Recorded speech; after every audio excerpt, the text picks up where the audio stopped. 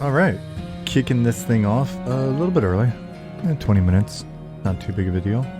We'll see if we wind up going a little bit longer. In the stream on Tuesday, folks had mentioned, since today is the last stream before my vacation for 2 weeks, they mentioned the idea of maybe streaming a little bit more, make the VOD a little bit longer. Yeah, we'll see how it goes. Either way, here we go. I'll get all of the VODs uploaded to YouTube today, maybe? Today? Or early tomorrow, and I'll schedule them for next week, regular stream time. Because why not? So, I'm updating the tags right now, so I'm not looking at chat, but oh, I guess I can see it on the model there. Hey, Free Snake. The human has clothes now. Where have you been? Yeah, got all sorts of stuff going on. Had a really fun discussion last night with the art guys and one of our community members who's a professional character artist in the games industry. Hey Nick, good morning. Let me finish updating these tags really quick. For whatever reason, Twitch has scrubbed the tags, so I think it's probably more Streamlabs than Twitch, but let me go ahead and add them. Unity game development, game design, I think that's fair. Game design, we talked some game design. If Nick would hop in the chat with me, then we could talk all sorts of game design. Let's see.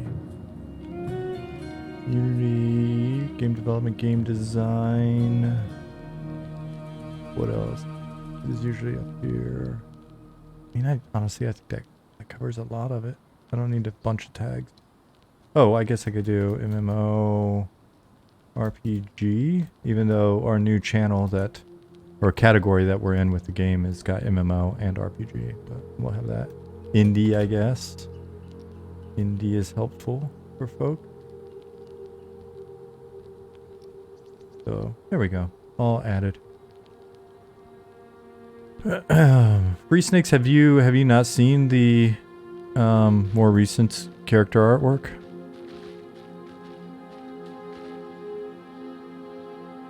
We've got a cape, we've got a belt, I've got 2 books right now. Let me move a book around. I was testing some stuff. Got my old robe. But yeah, expect a lot more going on. Got the hood, got this mantle. If you look at the mantle, get a little bit of little physics on the edge there. Pretty nice. Cool. Well, if you're watching this VOD on YouTube, I hope I'm having a wonderful vacation. This stream will be showing up, I guess, like week 2 of vacation. So hopefully everything's good.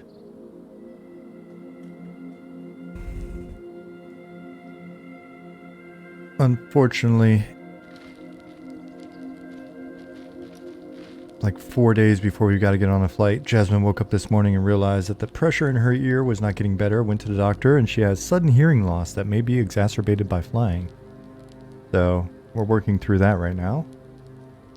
But she's like, there's no way I'm not going on vacation. It'll be fine. So she's researching all of the tricks to do.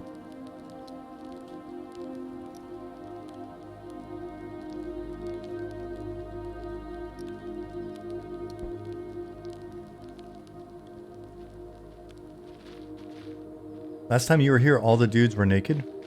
So Free Snakes, this is the old texture that we have, still on like guards and stuff. We've got a bit more on the player character side. That's stuff we've been iterating on, per the discussions that we had last night. Per the discussions that we had last night, I wouldn't be shocked if we do a bit more iteration. What did the new textures look like? They're still in progress. Gas block. I think it's going to be something that the guys Goblin and Zukin and very likely, hopefully, likely BGFX is helping with, and then we'll continue to iterate a bit and see if we can land on the right style. So. Any discussion about spells or spell effects with knockback, grav flux type effects? I think we've got a spell that already does a knockback. A knock up like a grav flux. I don't know if that's in yet. If Nick's listening, he'll be able to confirm. But I'm fairly certain that we had a knockback already. Trying to think who would use that. I've got a wizard that I started at the end of the last stream. Yep, Nick said we have both. Sorry guys. I need to get my throat working. There's an interesting little bug here where this guy just keeps kind of sliding off the edge of the screen for me. Lock, but it's no big deal.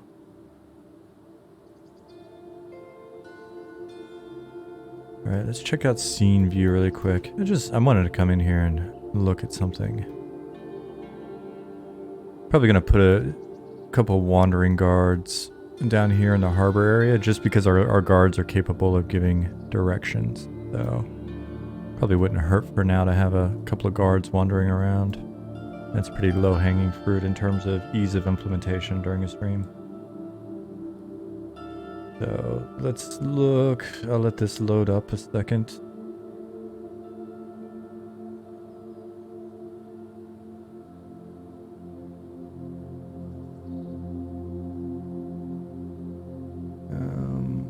Let's see. Looking at the DB on my other screen.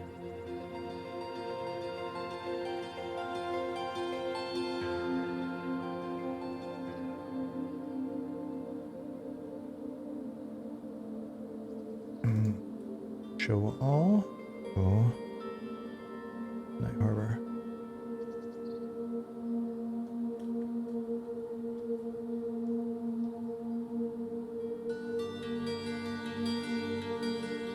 We have got quite a few NPCs in here. 475. Cool. I'll just start filling in that gap.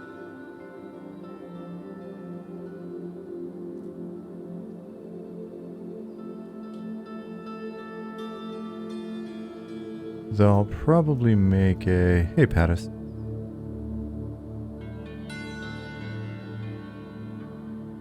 Maybe a good pathing check. Let me look at something really quick just in case. AI navigation.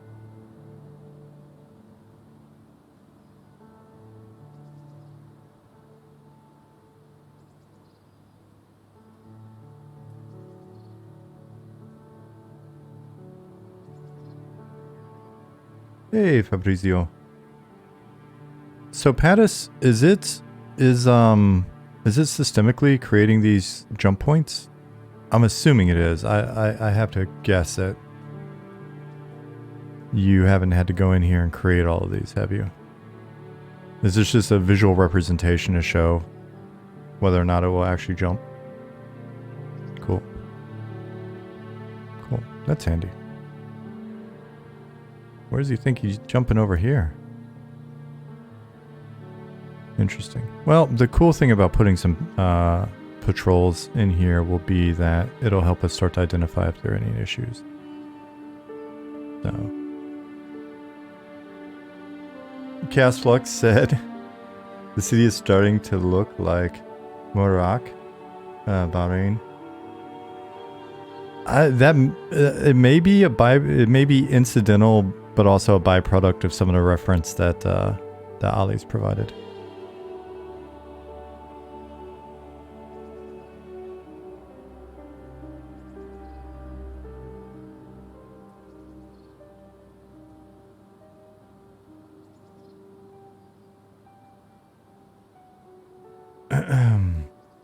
Yeah, as much as I've seen pictures of it now and heard about it from Ali, I'm excited to get out there and visit at some point.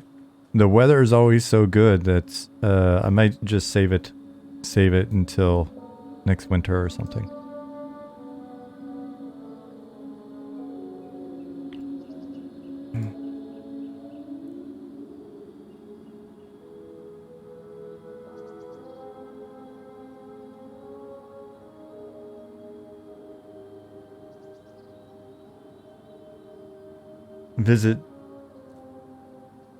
Visit Nick in Chicago when it's not cold, and visit Ali in Bahrain when it's well, pretty much any time because I don't mind the heat.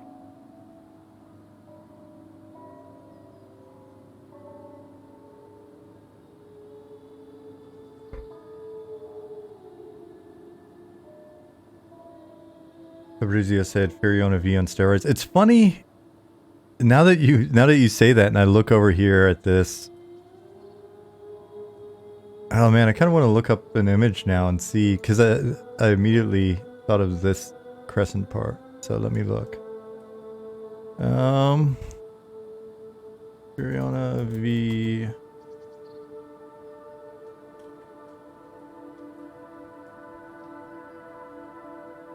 Man, I really, really, really want a new P99. New P99 green would be very, very cool. Statue of Liberty Lego version. If Jasmine heard that, she would have to make another comment about how unimpressed she was with the size of the Statue of Liberty. I warn her when she does that. That is not a nice thing to say about our Statue of Liberty.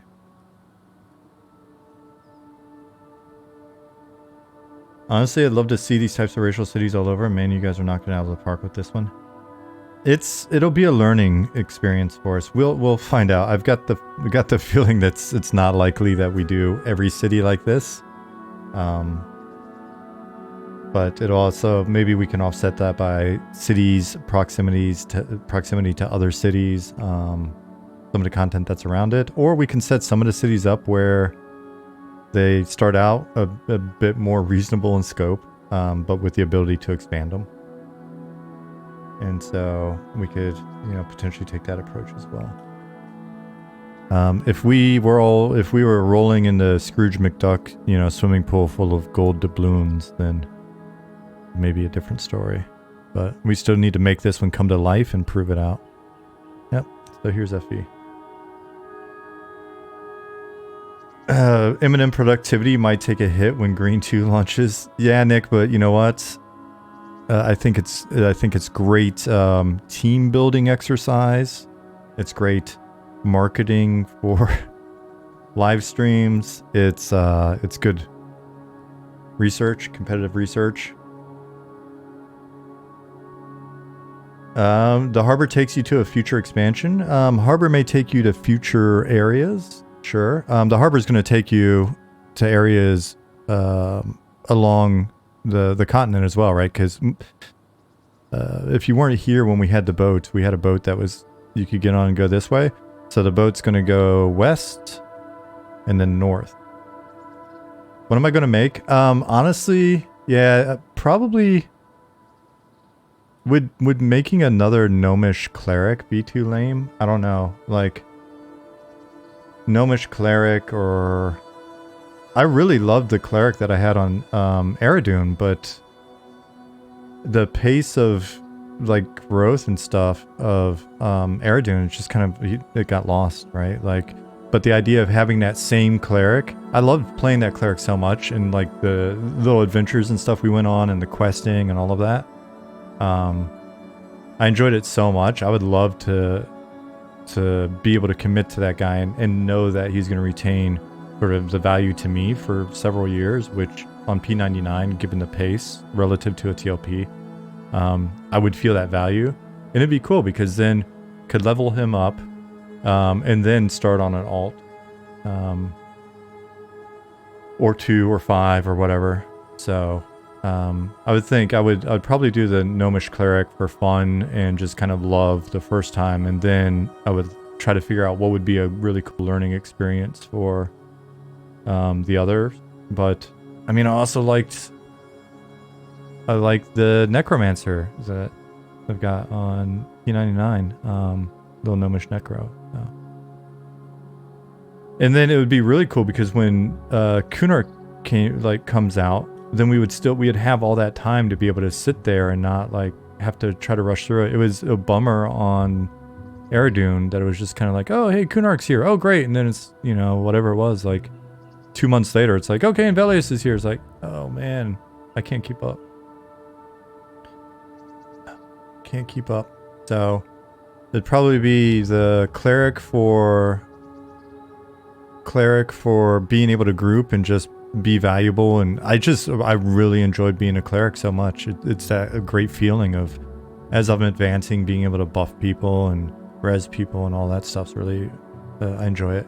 And it's easy enough class to play while streaming for the most part. And it's a relaxing class for me. And then Necro is just great to have around. So Pat has said if remaking a character is lame, then I'm definitely lame. Sorry, yeah, that's fair, right? It's definitely not, I wasn't even thinking about it when I said it. I've got to think about that more. I'll be like self-deprecating or self-critical. And a long time ago I read that it's actually bad to do that because when you criticize yourself, then you may be criticizing a trait that other people are displaying. And then they're kind of like, oh, wait. Does that make me lame? No, I was just being self-deprecating, and as a result of being self-conscious, I was not commenting on you. I need to dig up those books. There are a few books that I have that, you know, every few years it's good to kind of reread again. For good reminders like that. Some of them are old as hell too, you know. Like 7 Habits of Highly Effective People, I think, is one. Like Stephen Covey book. There's How to Win Friends and Influence People, that old Dale Carnegie book. There's a little stack of books like that. Chaos Flux said, I made a warrior, no warrior on Tenaire. Name was Pinto Beans. Was such a great time playing them. Yeah. No warriors are awesome. I've got like a level 25 no warrior on green. It's just, I think I started them probably around the time that my playing started tapering off, so.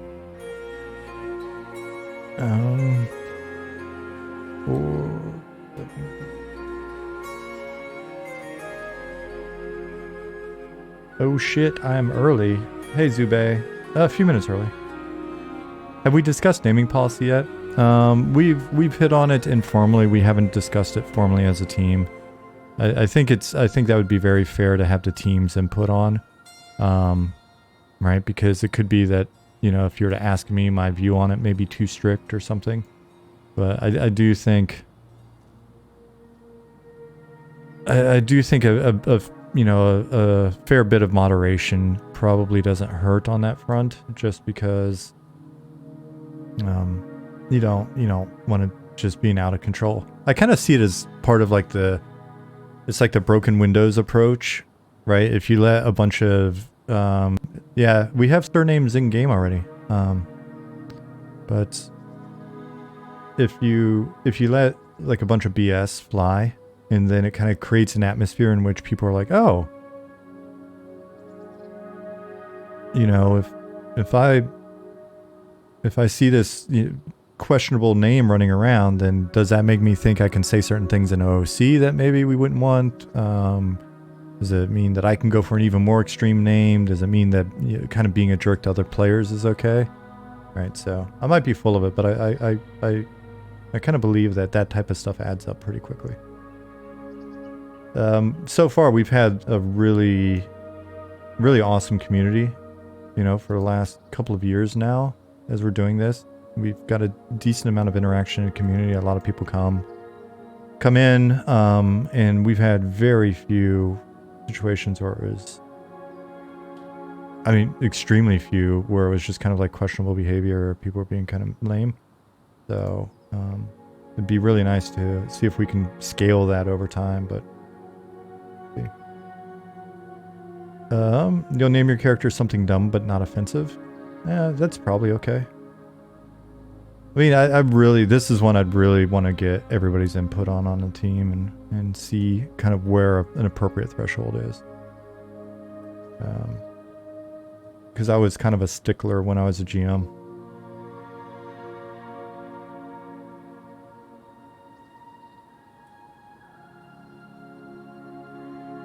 So I'm going to make a new NPC spawn group.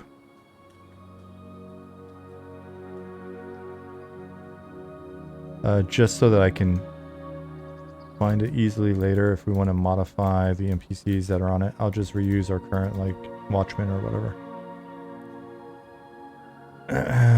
As long as you don't go crazy woke, you'll be happy. That probably won't happen. You'll be okay. I'm a fairly middle of the road fella. Shreddy Krueger, hello.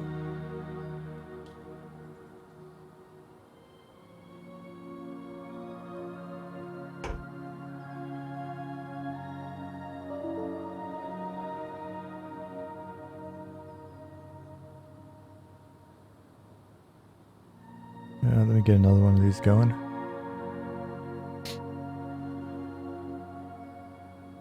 Right, so if we had Shreddy Krueger as a like a character name, if somebody named their character Shreddy and then got the surname Krueger, what do you guys think? Would that be, not to put you on a spot, Shreddy, but I like it because I think it's one that could go either way. Would that be an okay MMORPG name to you guys, or would it be? Chaos says it looks fine.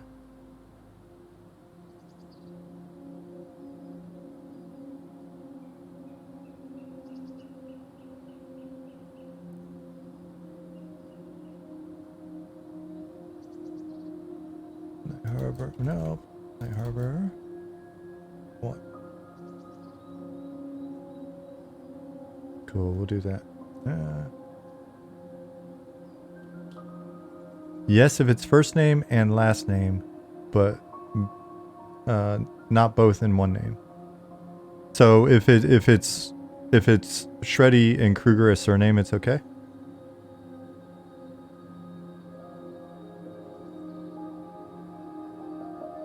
If it was something like Dildo Baggins or something, I could see why you would push back on that. Yeah, that one would be pretty easy. Matter of fact, we probably need to make sure that that the word dildo is not available as a name. We'll have to blacklist that. Nick said, I think so on the separation. Yeah, I agree. I agree. Watchman. How about Patrol?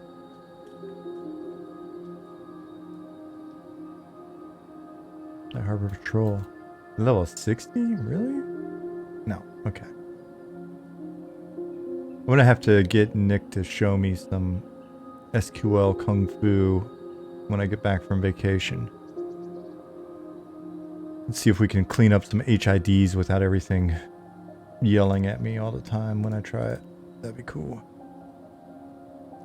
And just do a little spring cleaning before we make a lot more data. Cool. All right.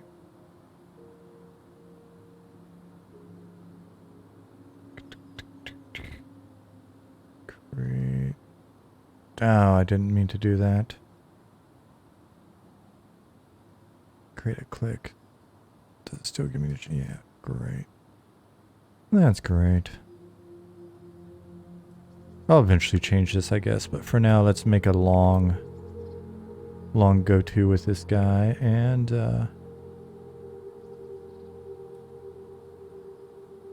see what the pathing looks like.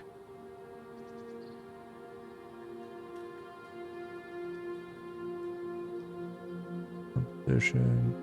Okay. New command.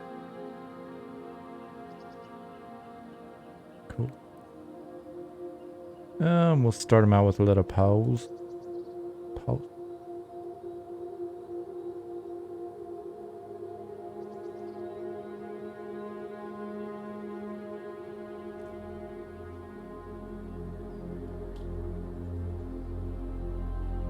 Go to. What does this actually look like, terrain-wise? Okay, so that wall's there, right?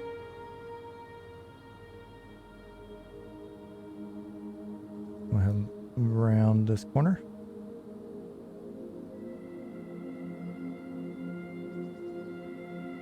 Oh. So you want to be a smartass, huh? Little cone thing. I see how you're going to be today. Editor knows vacation's coming up. It's getting a little randy.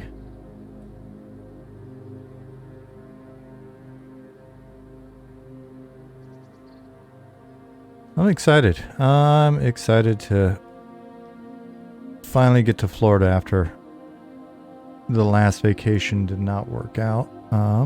It'd be cool. Weather seems like it's going to be pretty good compared to what we're used to.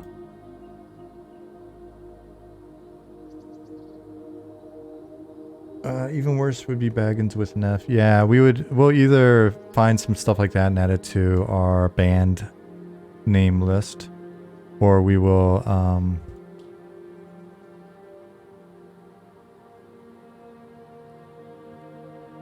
we'll just have that be one of those reportable things.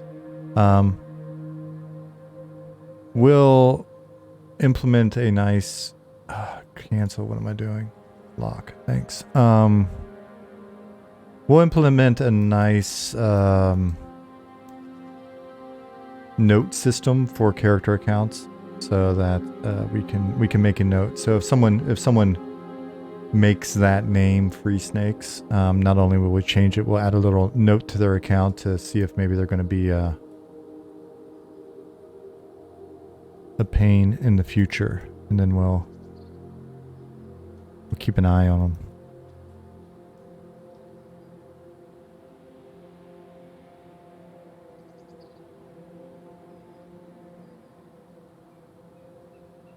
Oh, I don't need to do that.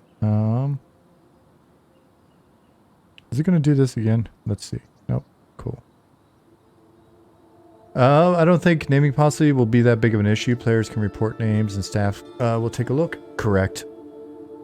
And that's one of those things where we don't even need to, like back in the day, it was really hard because it wasn't easy to look in a database and see like a name.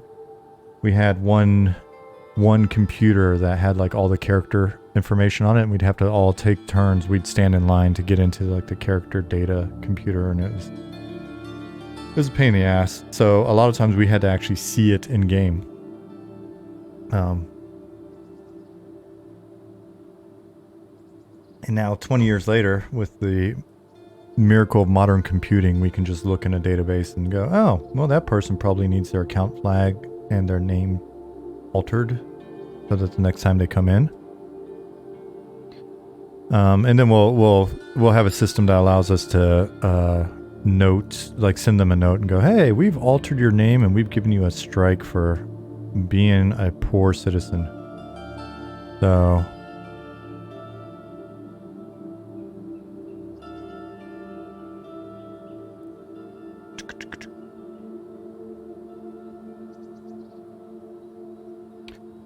am I drawing out a path for an NPC walking around? I am doing that very thing. Interesting.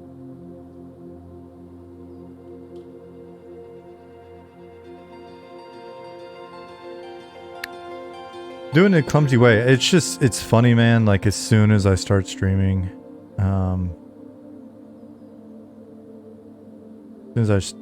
I just get so like slow and brain dead.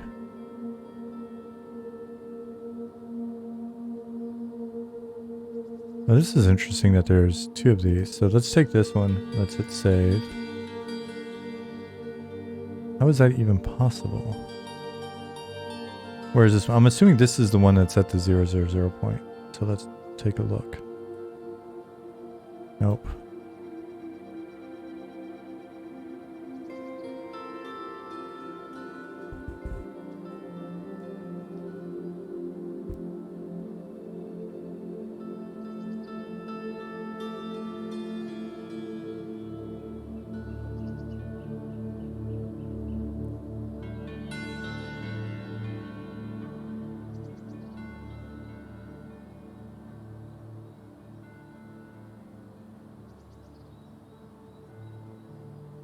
Alright, so we got one.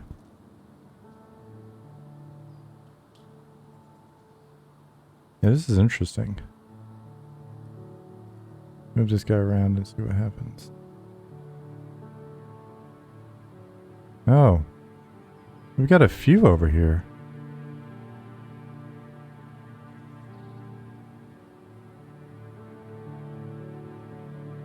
So we got this go to for 476. That just happened. 191. Let me see what 191 is actually linked to.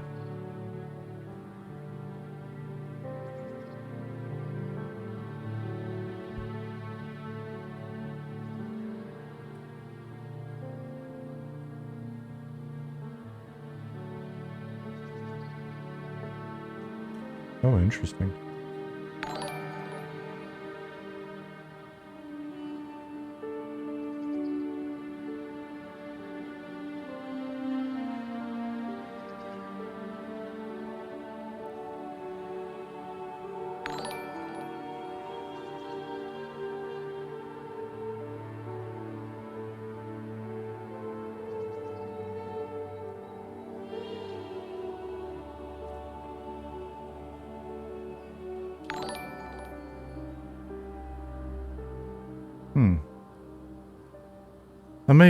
Let me look into fixing this. I don't know that it's having any effect at the moment, but maybe it should be. It looks like some of our zone commands got corrupted. So let me look in the database.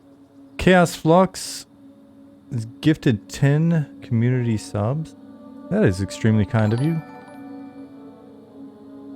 And did that on the way out. All right, well, I'm glad you have had an opportunity to hang in here for a little bit. Thank you for your generosity. Appreciate the gift subs. Shaka got one. Churro Dude got one. Fabricio, Citizen DJ, Warlock Guy, K Sims, Cullen, Keith G, Kung Fu Zip, and Cromneck. Cool. Hey Chaz, hey Rev. Thanks again, Chaos. That's a total of 40 you've gifted so far. That's extremely kind of you.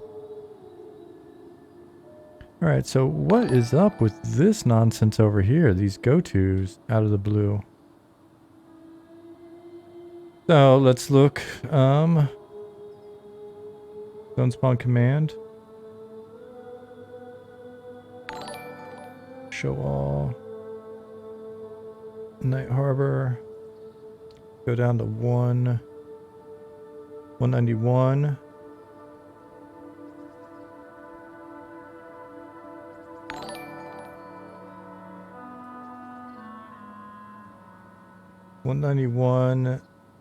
Go to index 0.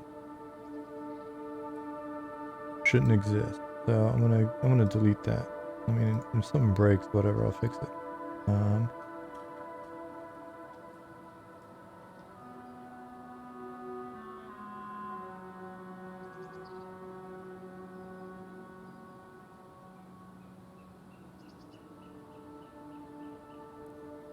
191 index 0 go to. Let's read this all the way down and see when does it go to 15. Yeah, so it doesn't even need this.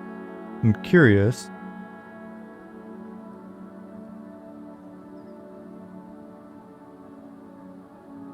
Once Ali exposes the end command, so I see what's going on here. This should just be a pause. Alright, so we've got one. Let me dump this. Hey, C-Jack.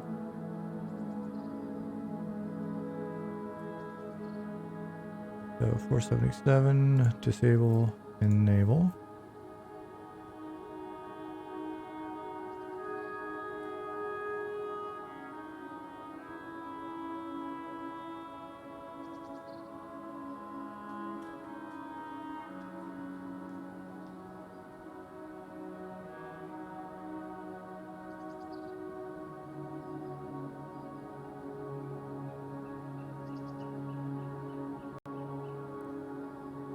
It takes a minute. How are things going today, Jack? Did you get all your test feedback written up?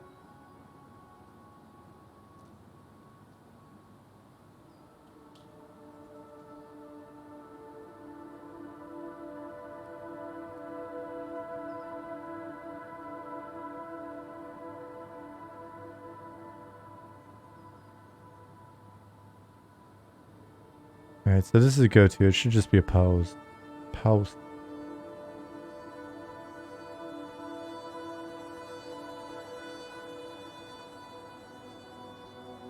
This little goofy loop that I've got here, as soon as Ollie exposes the end command, I'll be able to clean that up, because he clarified. Wasn't sure how our triggers were working before. And it seems like no matter what's going on, even if it's just sort of sitting here not doing anything, or if it's in the middle of something else, the trigger will actually, when the trigger is fired, it will read it and then do the appropriate behavior, so that should be fine. You did. Everyone is very impressed to have actual data rather than just a bunch of unformatted comments. I know, isn't that nice?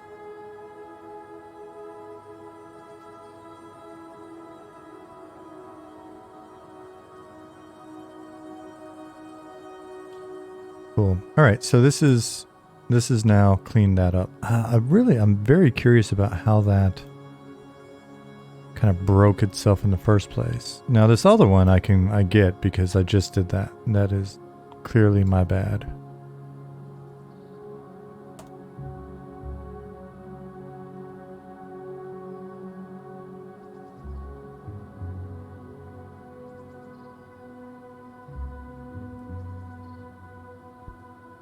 All right.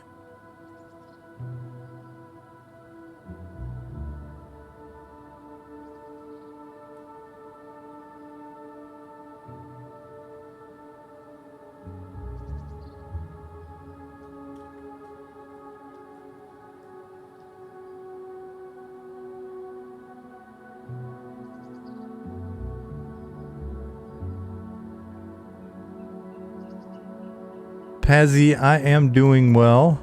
How are you? Everything good on your end?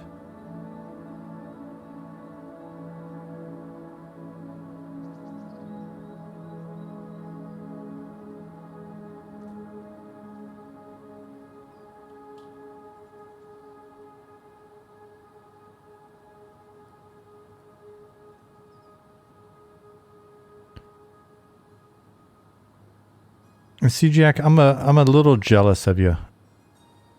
I would not mind being in Stockholm. I feel like we didn't fully appreciate Stockholm while we were there. Wish these things were easier to click on. I have to figure out what's actually what a better UX would be for this. Could be just a workflow issue. I could just be being a bit of a dummy right now. Yeah, it's a really nice town, to be honest. I don't know if you're into music, if you go to shows or anything like that, but that's something I wish I'd done more of while we were there. We hit a few there towards the end before we left, and that was really nice. Public transportations, the trains and stuff are so nice and clean and everything that it's a pleasure to hop on one and go out for the evening. I live pretty central, so I tend to just mainly do that.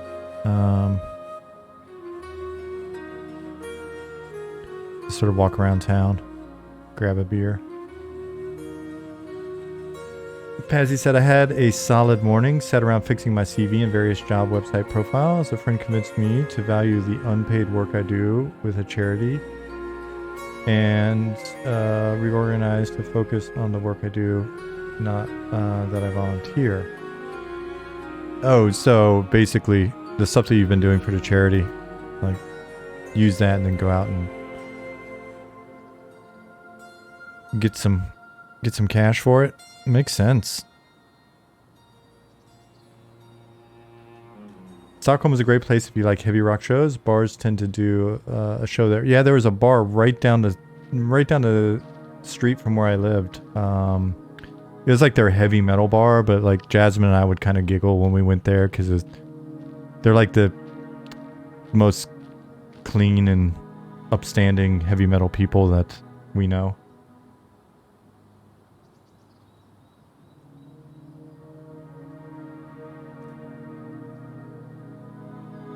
I lived right down Sveavägen,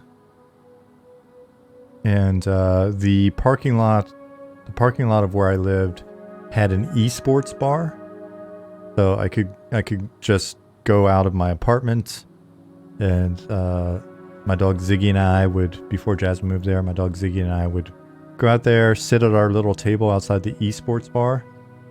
We would watch people play League of Legends and drink beer, and then when it got to be darker or colder or a little bit rowdier, I'd take Ziggy and drop him off, and then come back down and have some more beers and sit in the esports bar and just kind of check it out. Every once in a while, like once Jasmine's there, we'd go down there and you could just give them your driver's license and you could play one of the consoles that was in there, and we'd maybe just kind of dork around or something.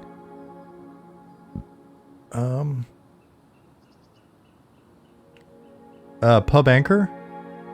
Yeah, Pub Anchor is the metal one. Yeah, and we'd walk down there a bunch. But Jasmine's from Hamburg, and the German metal scene's a pretty legit metal scene, and so no offense to like Pub Anchor or anything, but it was kind of it was a very Swedish H&M version of what we'd expect. But it was fun. It was nice. Everybody's very, very cool. And I got to know a lot of the folks that worked at Pub Anchor because, again, it was just right down the street from where we lived.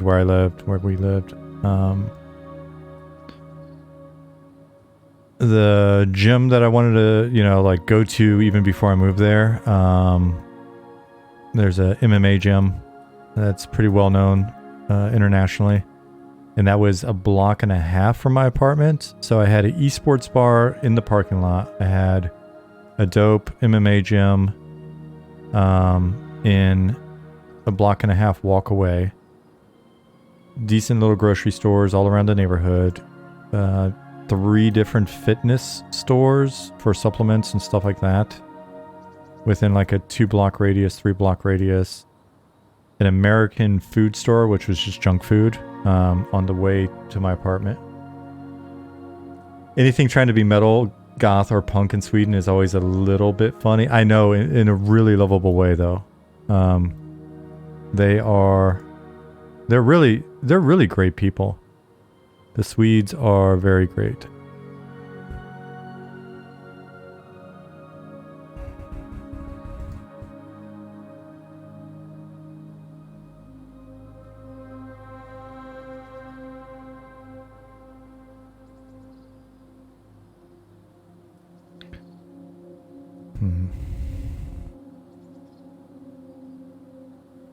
There's an easy way to lock.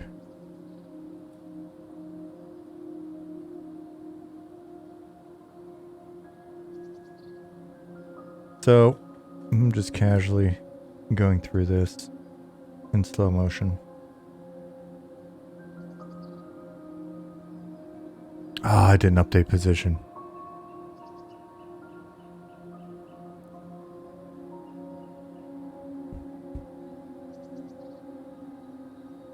Okay, at least it wasn't way over there.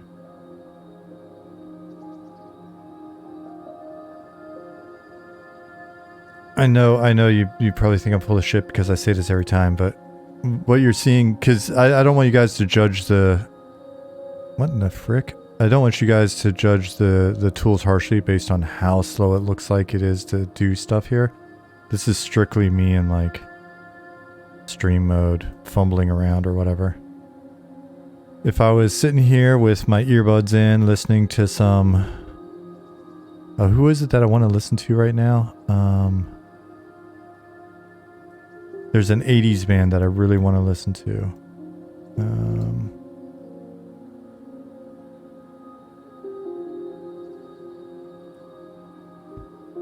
That song, Shy Shy. Da, da, da, da. Shy Shy. Let me see. I just saw a video about them and so now I really want to sit and listen to them.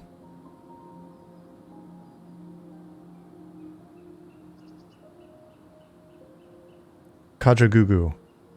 Kajagoogoo. Bam. Rev Chumley is on point. No offense, Crumlock. It was a good attempt. But, yep. Kajagoogoo. I will be listening to some Kajagoogoo and getting some work done after the stream. What am I looking forward to eating while I'm in the US? Boiled peanuts. First and foremost, Jasmine and I missed our opportunity to have boiled peanuts the last time we were there. Boiled peanuts. Nuttin' Special just hit follow when I said boiled peanuts is the thing that I want to eat when I get to the US. It's a sign. It's a frickin' sign. It's a good omen. Nuttin' Special, you're our good omen for the day. The vacation's going to be amazing. Get position. Get position. It's a frickin' omen. Boiled peanuts. Am I from the South? Yes. I was born in Florida. Places that I've lived in the South that qualify. I was born in Florida. Here, I'll tell you my entire travelography, even though you didn't ask, but just so you know. I was born in Ocala, Florida. Somebody asked earlier, where am I going to be? Central Florida, Ocala. So, born in Ocala. Spent a year in Panama City, Panama. Went to Louisiana. Fort Polk, Louisiana for, I don't know, a year or two. Maybe not that long. Maybe like a year. Then to Germany. Then to Florida. While my dad was undercover, actually, in California for a year, and so I was in Florida.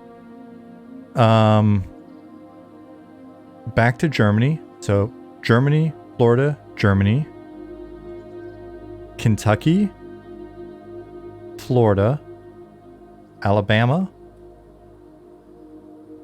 And like each Florida is only a year. It's when my dad's on assignment somewhere. Yeah, I was Army brat.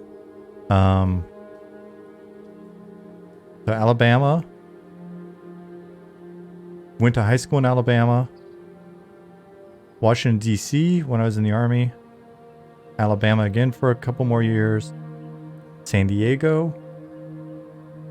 Austin, Texas. Germany, Sweden, Germany.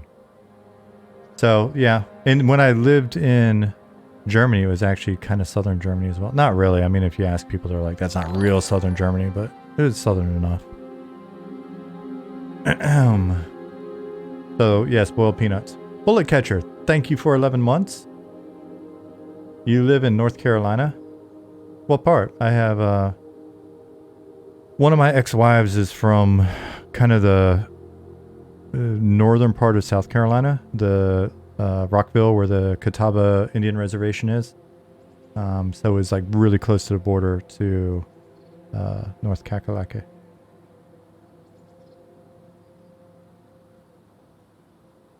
So, okay, Nick, that's the first thing. Boiled peanuts.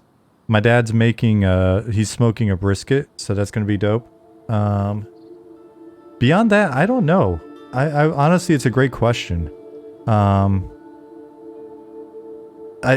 got the craving for some like shitty food, like Crystal Burgers. Some Crystal Burgers. Jasmine's never had a corn dog before. So, when I explained what a corn dog was, she got really excited because one of her favorite things that she's discovered while in Sweden, we went to a couple barbecue places in Sweden. There's actually, I don't know, a CGAC. I don't know if you're one of those vegetarians or vegans or eat meat or whatever, but if you like barbecue, there's a really solid couple barbecue joints in Stockholm.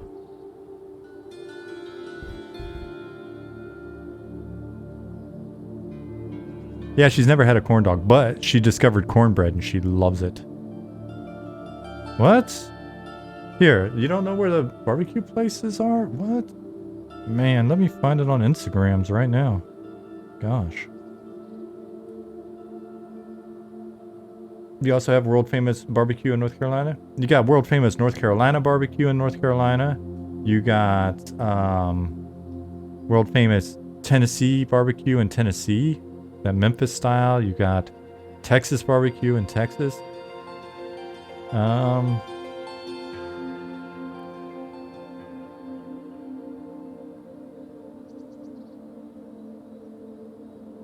Let me see if I can figure out how to find this barbecue place in on my Instagram.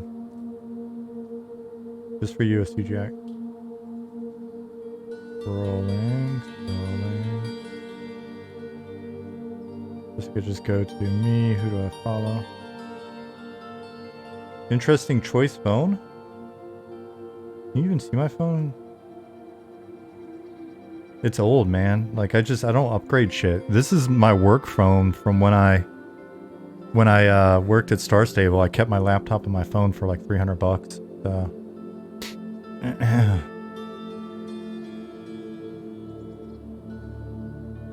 So let me find this for you. And I'm gonna recommend it just because I loved the dudes that work there. They're great. And I really found the food to be a lot of fun. There's Austin, I think it's like, what's it called? Like Austin Food Works over in my neighborhood was okay. So that's a place in Stockholm.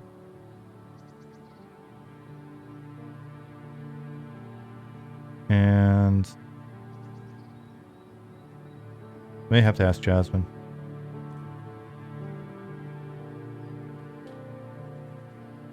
Because it may be some weird Swedish word. Sorry guys, I'm not ignoring you, but this is very critical that I find this this barbecue place for the CJack.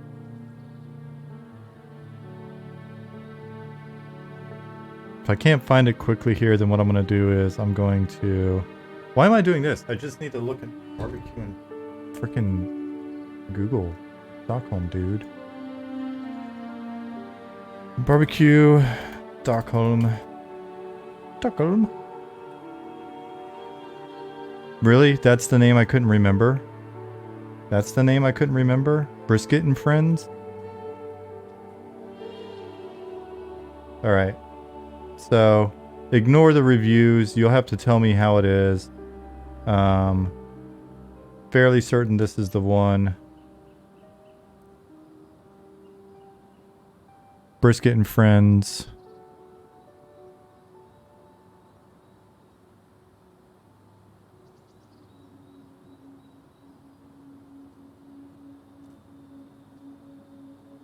So, cool spot. Alcohol was good.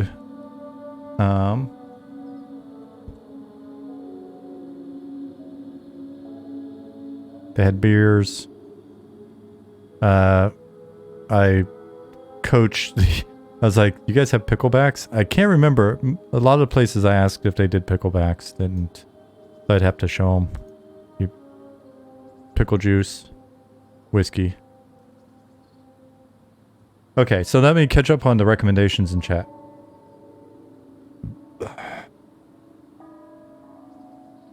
Awesome, a C-Jack. Hopefully, yeah, hopefully you get out there soon. Let me know if it was good.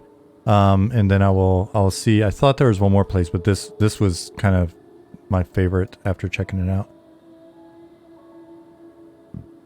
Excuse me.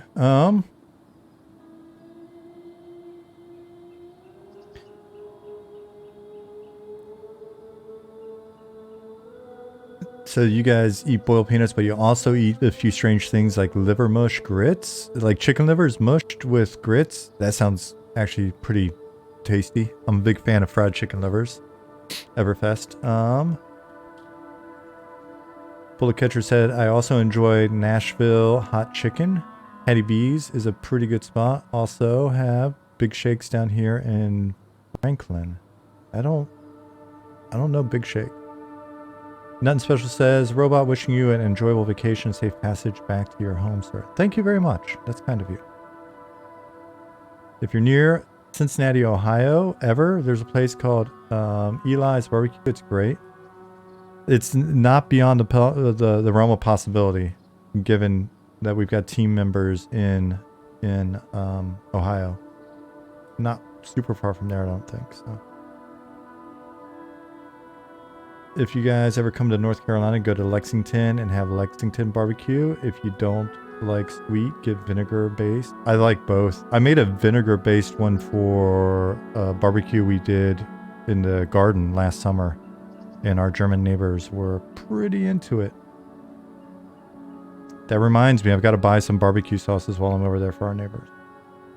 Liver mush. All right, liver mush is a southern United States pork food product prepared using pig livers or parts of pig heads, cornmeal, and spices.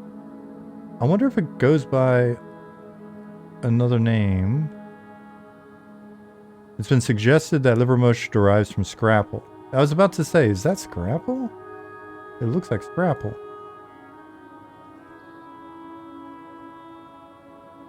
Which is traditionally a mush of pork scraps, trimmings combined with cornmeal and wheat flour. Pennsylvania Dutch, which would make sense. My dad's side of the family came from like a Pennsylvania Dutch area. I think they were there before moving to New York. My dad was born in Queens. If you fry it crispy, it's actually delish. The name throws people off. I like mushy foods as well, though. Something about being an army kid. Rev said, damn, now I want some delicious North Carolina barbecue and a nice Green Man ESB, and it's only 8 a.m. Is a Green Man ESB, is that a beer with way too much flavor for me to drink? I'm guessing it probably is. I love some flavorless beer. That said, I really need to get my... I forgot to start early, and I need to get my hops in the refrigerator ASAP. So I'll probably do that tonight or tomorrow. Well, I gotta go to the garden and grab my seeds. So maybe it'll be when I get back from vacation. Oh, but man, that would suck. That's 2 weeks that they could be sitting in the fridge. All right, so tomorrow I need to run up to the garden house and grab my seeds. And then as soon as I get back from vacation, it's germination time. I gotta get to planting soon.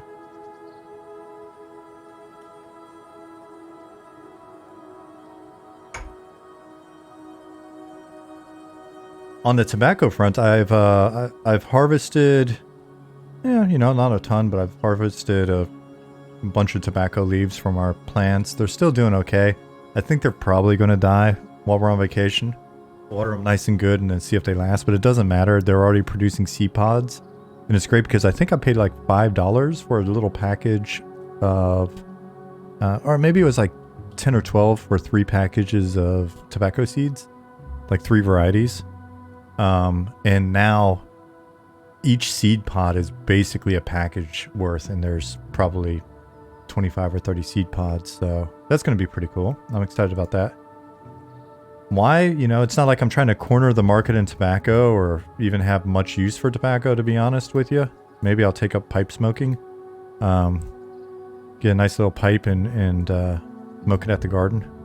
But there's something exciting. So for me, the idea that my tobacco plants produce seed pods and now I have extra seeds that cost money gets me excited in very much like a Valheim carrot sort of way. It's like, when you're playing Valheim and you start and then all of a sudden you got extra carrot seeds and then you got even more carrots and more seeds, and it's like this never ending cycle of like carrots that it's like, holy shit, I've got so many carrots now. It's that feeling, except for in real life.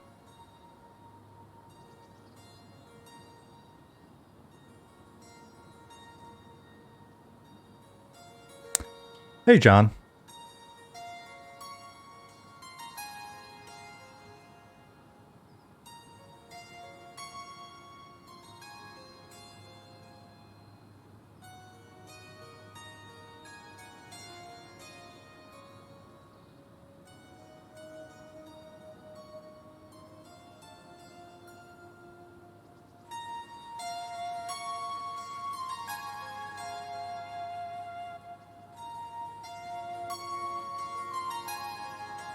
I love that these just keep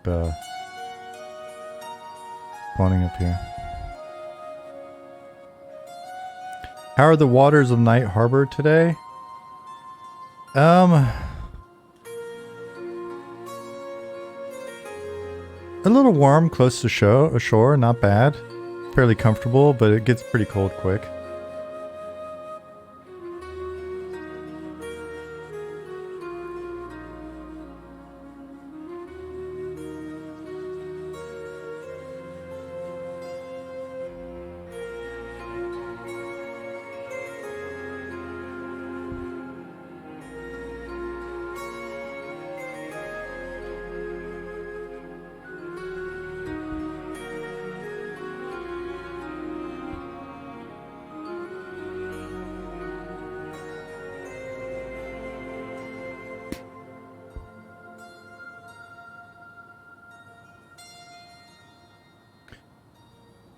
Awesome about the tobacco. I always love the way growing things actually adds to the economy. Most items are just swapped back and forth and not created.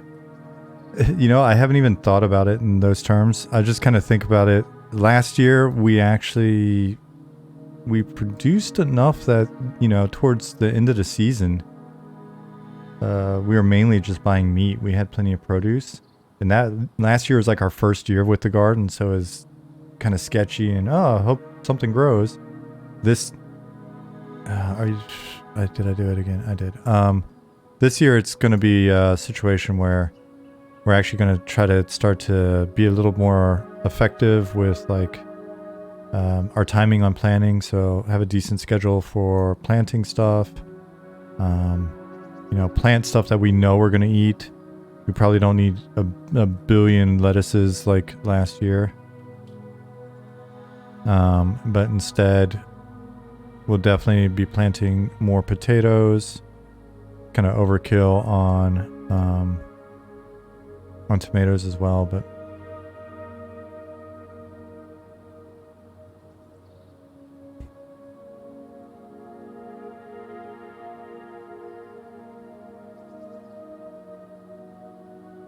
I was actually kind of racking my brain.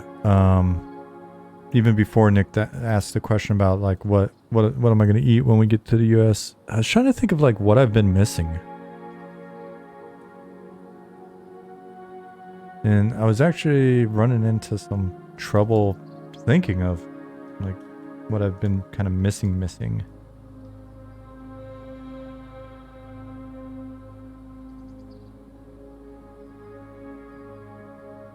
Don't think there's ever been a home garden that doesn't produce way too many tomatoes. Yeah, this year we want to try canning. Be nice to be able to preserve some of them. I don't think I've ever made a fresh tomato sauce. Like you know, spaghetti sauce before this year. Just, you know, usually I buy... Well, I mean, I make it from scratch, but I buy the canned tomatoes typically, and so not using canned tomatoes to make it was pretty phenomenal.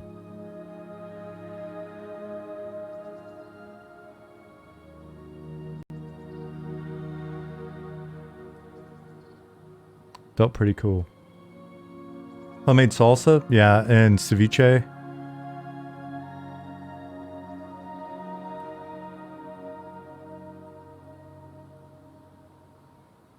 Though we're kind of, it's weird where, you know, it's a harbor city, but not a ton of access to, like, the local supermarkets don't really even stock fish. Did someone mention spaghetti? Where's Fat Matt? Fair point. John said we had a bumper crop of tomatoes this past year in the garden till Porcupine got in and tasted almost all of them. First time in 10 years they've done that. Wow. Oh man, thankfully no porcupines here. The puppy would learn a terrible lesson. My previous dog, Ziggy, learned about hedgehogs in a rude way at like 3 in the morning when we were camping in a garden.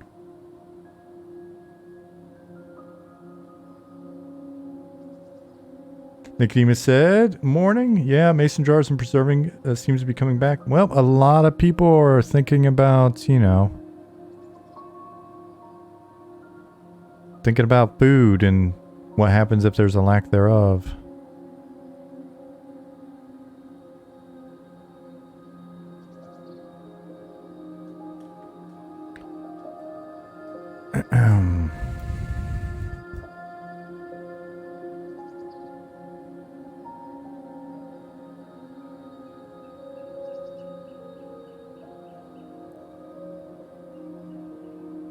Which even, you know, even without the sort of like doom and gloom thinking associated with it, I think it's just a good thing for folks to think about and learn. There's nothing wrong with learning how to grow stuff and preserve things and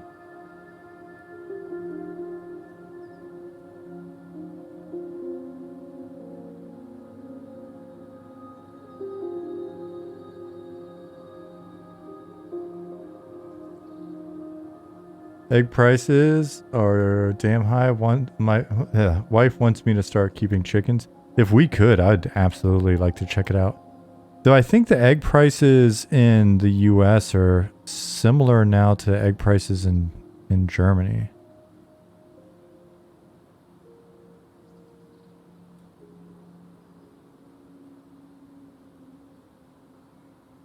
Wonder what happens if... Alright, so let's just do this one last one. 8, and we'll make this a pause for...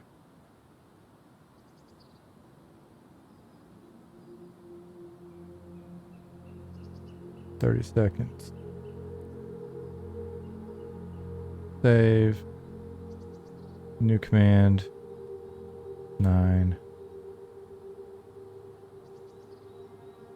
Go home. Save. New command. 10. Set active command 0. Save. I want to see just how janky this return home winds up being. I've got to... I think we need to change the way that we do these paths. I think it's... I don't know. Maybe what I'm about to say is bullshit. I almost feel like I would rather just come in here and plot a route. Maybe when we... Luna had some ideas for lanes for groups of NPCs to kind of move information down and stuff.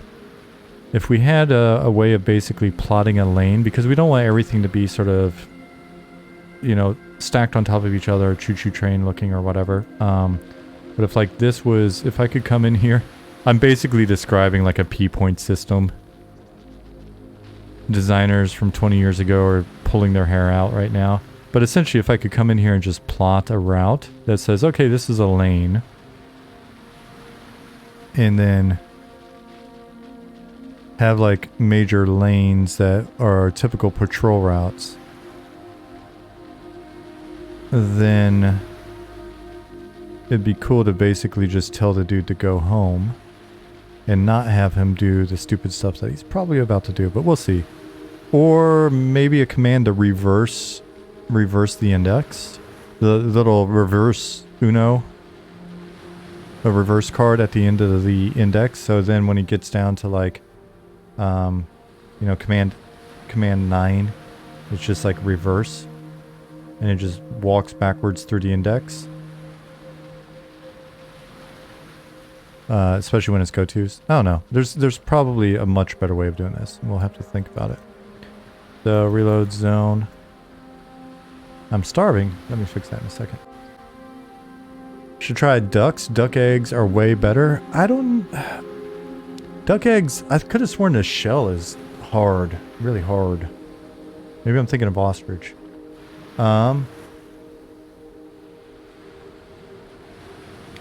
Could you do a tree and branch system? One main trunk with some offshoots NPCs choose to go down. But then we need to start defining the choose behavior.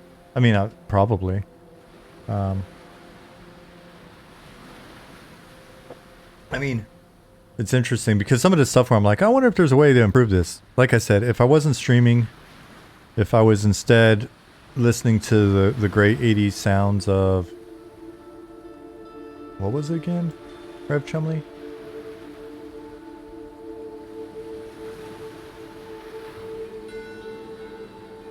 Kajagoogoo. If I was listening to Kajagoogoo and just kind of zoned out, it would be no hassle to come in here and plot the path back and everything, so. Stitch and Chill. Thank you for the follow. Is that like an actual cross-stitching reference?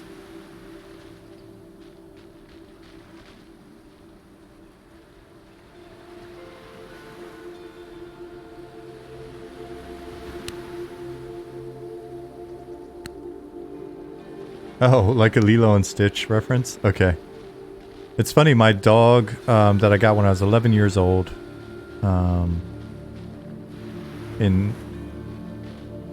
I got her in Germany. Her nickname was Lilo because her actual name was Lieselotte from der Pfalz, which was the name of, was she a queen or a princess? Anyways. I think like a queen in the area that we lived in Germany. So she became Lilo.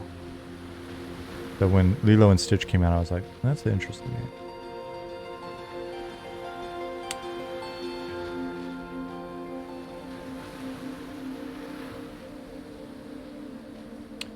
Is this project a one-man development?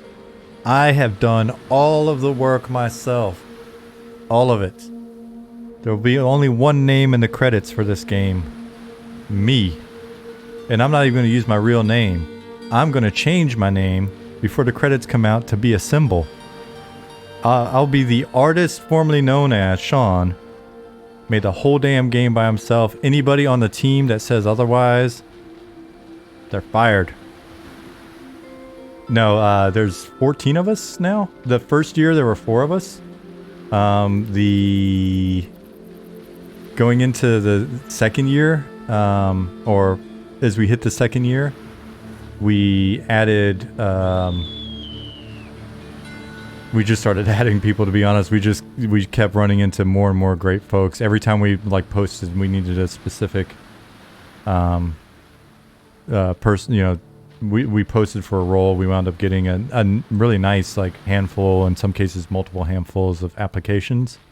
And so year 2 is when, you know, it's essentially, then it was when Hamad got on board, and Zukin and Goblin and Pattis, and, you know, it just kept kind of going, and Gary and John, and right. And so the first year was primarily, us focused on tech and design, and a little bit of world building, and getting some stuff going, you know, like Nick set up our bug database and everything. Whoa, bug database and stuff, like straight out of the gate. Speaking of, we have now done, excuse me, we're now, we've had 1,500 issues, and I think we've only got, now we're back up, because of friends and family, we're at like 580 open issues, but we've been keeping it pretty low. But that still means we've run through like 1,000 issues, which is pretty cool. But Stitch and Chill, yeah, so team project, nothing special, just linked our YouTube page. If you go there, what you'll land on a retrospective video, kind of like the 2-year retrospective, and you'll be able to see like from inception all the way through, you know, so to basically where we are now. And then our updates, The updates that we post on the website are pretty solid. Even as a, like, if you go back and read old updates, you'll find information that's related to something that we, like, you know, we did some UI concepting, but then we haven't done anything since then, and so you'll learn about the UI a bit or whatever. Lots of good images and videos and stuff in there, so definitely check it out if you're truly interested. Producer me, game director me, art me, sound me, yeah.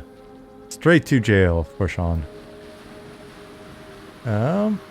Yeah, so let's watch him patrol back. I bet you he's gonna be brushing up against the wall and just overall looking kind of janky, but let's see. Yeah, so absolutely not a one-man project. At no point was it ever a one-man project. If you go to the website, you can look at the team page and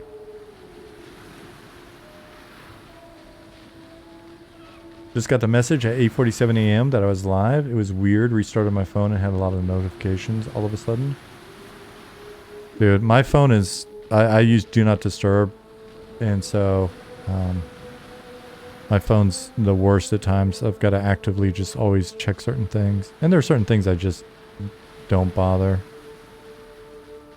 Like Facebook Messenger. The only people that contact me there are my mom and dad.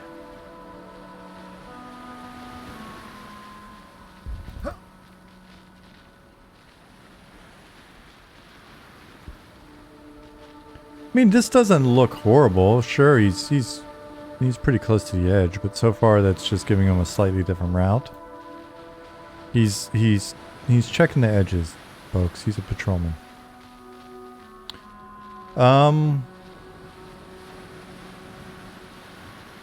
Somebody said something earlier and I missed it about the white boxes. Said something along the lines of they look good. So.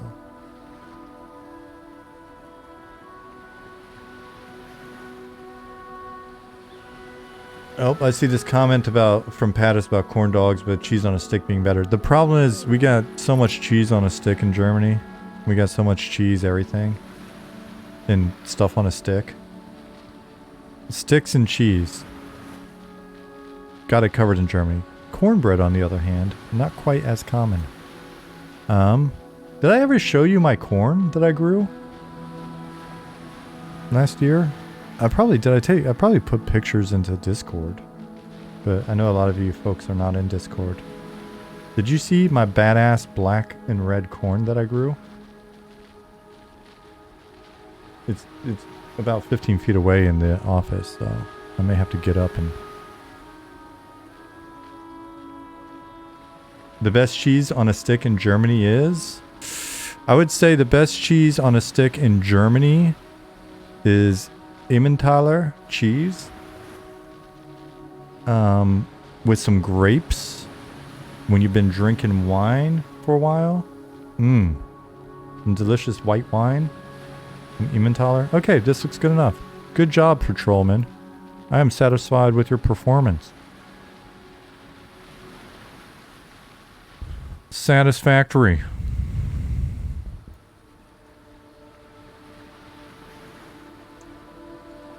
Cheese on a stick dipped in cornbread and deep fried like a corn dog would be good.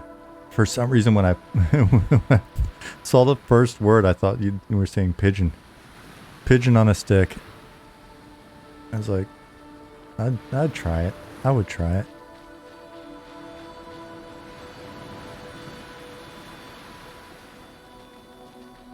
Conceptually, I mean, it's a bird. I like birds. No on a stick?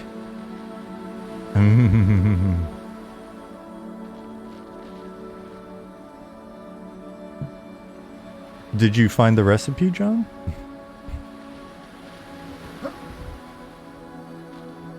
I've said too much.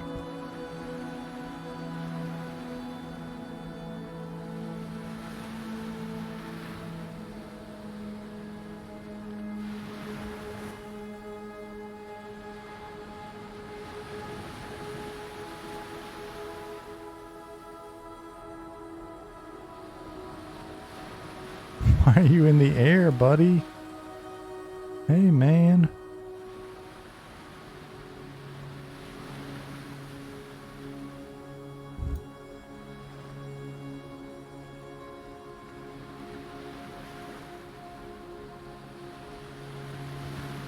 I love playing our music so much. The music Robert's done for us is so good. But it would be so nice not to have to worry about like DMCA strikes or whatever. Because I would love for you guys to hear the absolute mess of a soundtrack that I would be listening to while I work.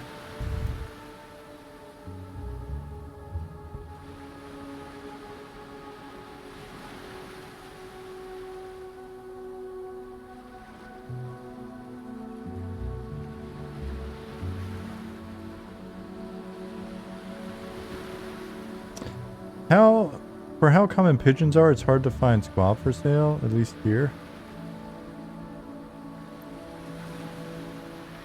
Or do you think it's been kind of relegated to fancy food? Or why do you think that is?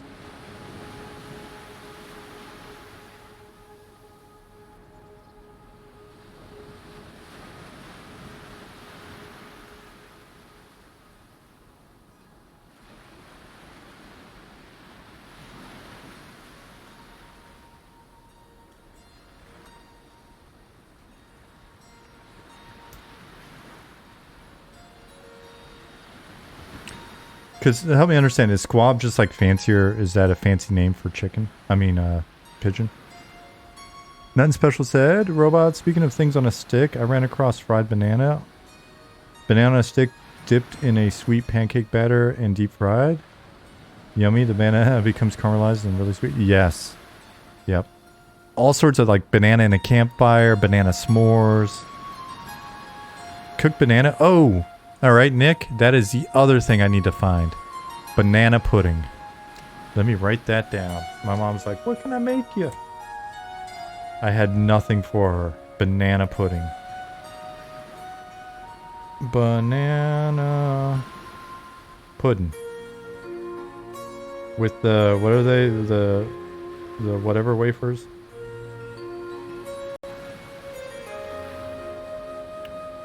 Alright. How do you plan out the process of adding NPCs to the zone? Wolfden, depends on the NPCs. If it's something like this, you just kind of go in and start freestyling. At least that's how I do it. If it's zone population, then you figure that out at kind of a high medium level. When you're doing the initial zone design.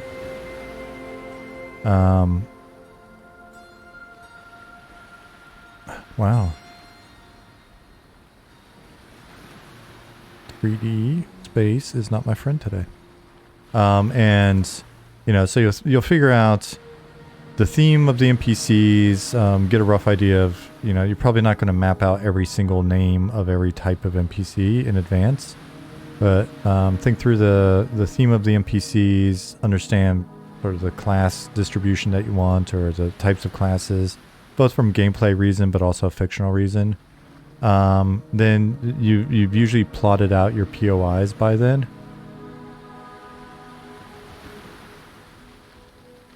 Oh, interesting. You look different here. So you've plotted out your points of interest in, kind of have a rough idea of your rares, and then you go in and you just sort of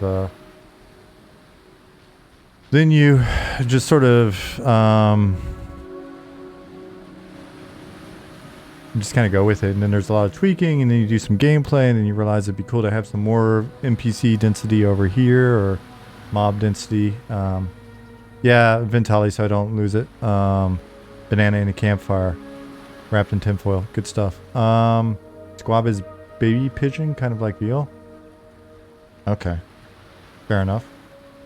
Don't make it like storm feather rare. Oh, you have no idea how rare some things are going to be.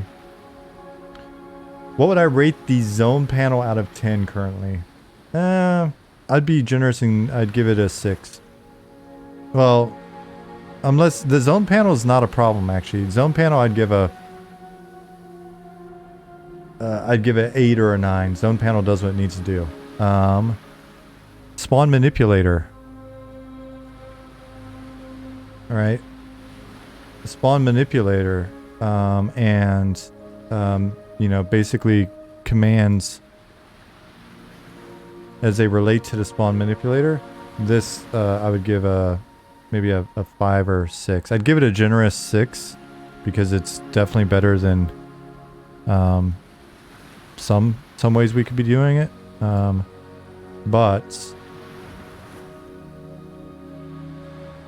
But we could definitely make an improved tool. It works.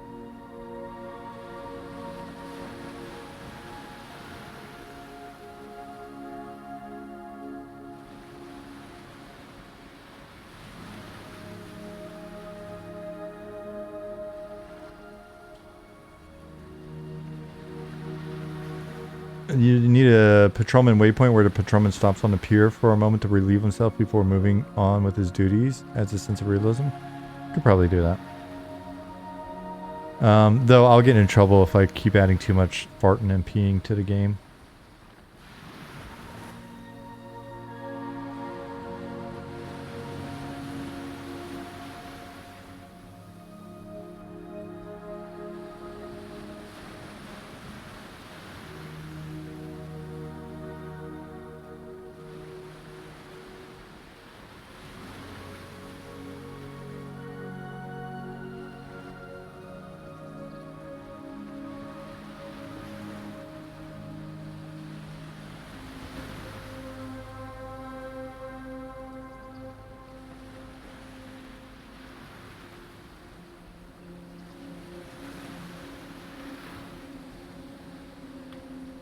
New particle effects. Farting and peeing. Oh man.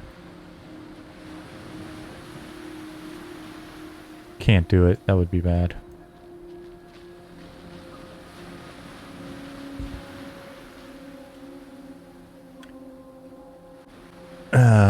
Age of Conan would do that. Drunk herd would wander around by the docks, stop to pee. Players had access to the pee emote for a while, but it was removed. Thanks, PvPer. Oh, were they peeing on people's corpses? I don't know why that's bad in a Conan game. Robots. In the early 1970s, I began gaming when there were no PCs or consoles. Games were rule sets and maps and cardboard chits. I would buy a game just to read the developer and designer notes in the back of the rule set. That's awesome. What was your... I'm assuming you moved into computer games. What was your platform of choice? Nothing special.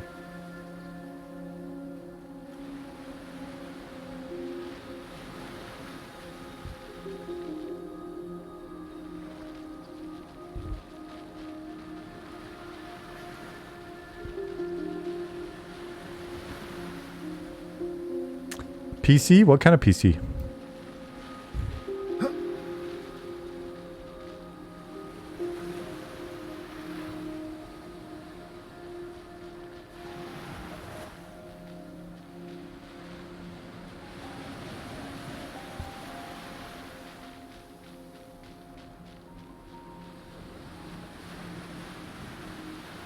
My poor pet's trying to get up to me. Oh no, buddy.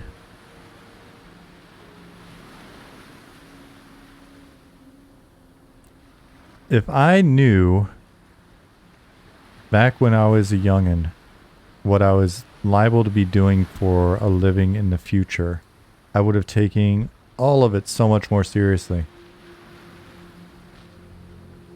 Well, that's one way to go, Skeletal Minion. But alas, I did not. But it's a good thing. I think had I done that, I would have I would ultimately would not have ended up here.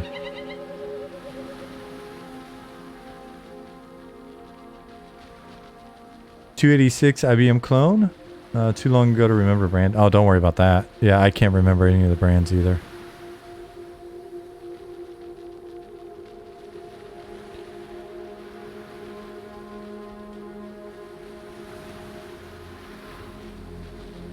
I had friends that had like TSR 80s and some of the other stuff like that, but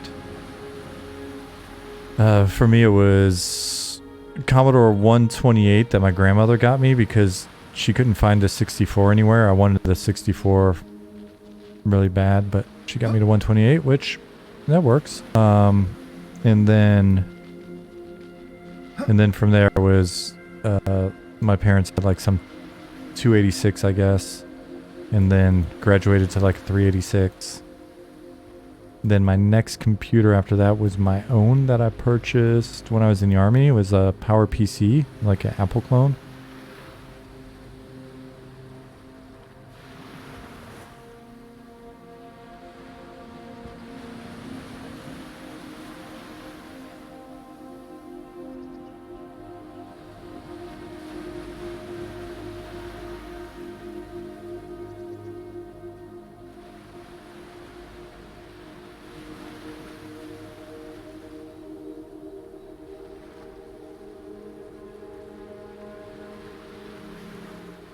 Up in the air.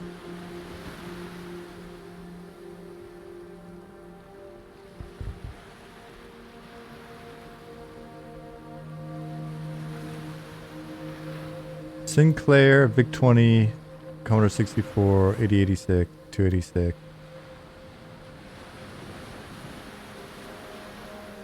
That's a legit pedigree, Rev Chumley.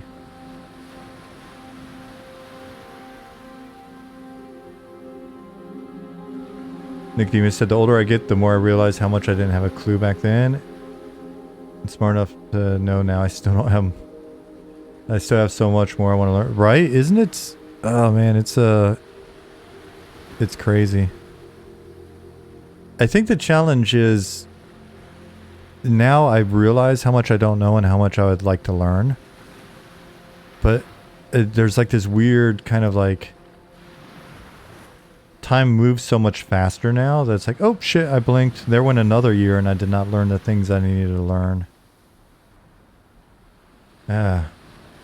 Yeah, but I definitely, there's an Operation Ivy song where the chorus is, all I know is I don't know, all I know is I don't know nothing. And it's a decent chorus. Yep, Operation Ivy knowledge. All I know is I don't know. All I know is I don't know nothing. Man. Oh, the first time I heard that Operation Ivy.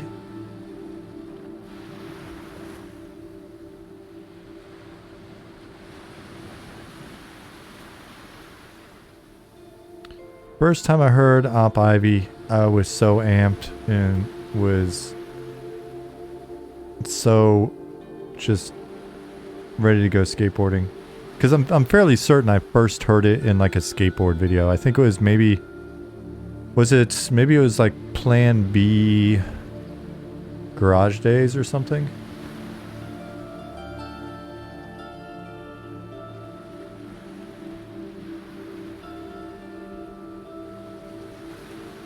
Having friends that are in their early 20s is wild, because I'm always stunned at how much everything matters all the time to them, and I know I was like that when I was their age, but can't imagine being like that now. So here's the thing. So with that active recognition, Missy Jack, the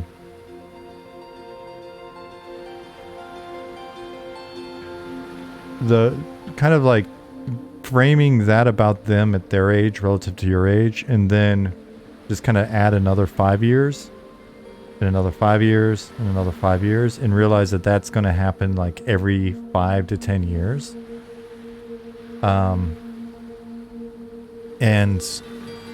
And today version of you would not listen to 10 years from now version of you.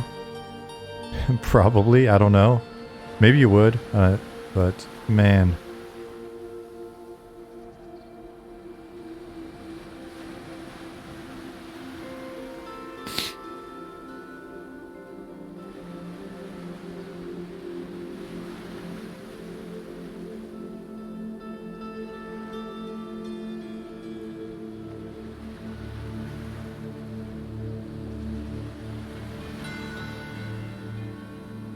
21-year-old you would think about how cool X-year-old you is in idolizing. Oh, well, that's different. I mean, for sure. Like, if I could meet me, if I could meet past me with current me, I'd be blown away.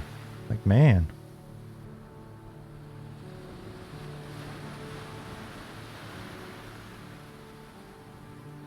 It's hard to be humble when you're as great as I am, Veldmach said. Agreed. We should just start a club of awesome people. That would be the name of the club too. It would just be called Club of Awesome Dudes. Even if you're, even if you're not a dude, if you're in our club, you're a part of the Club of Awesome Dudes. 15-year-old you would have her mind blown away by current you. A CJack? I could imagine. I could imagine. You seem like a pretty cool you.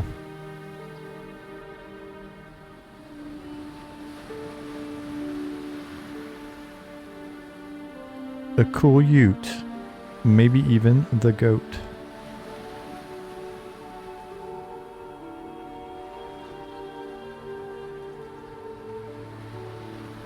Eminem is the club of awesome people. It's true.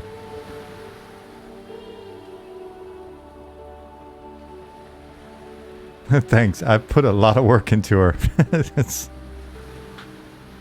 Yeah. I could say the same. I'd be like, I've put a lot of work into me. And sometimes by work, I mean, I've just sort of like...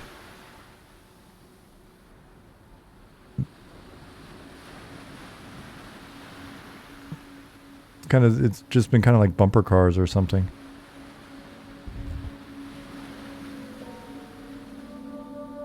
Maybe we want him to go over here.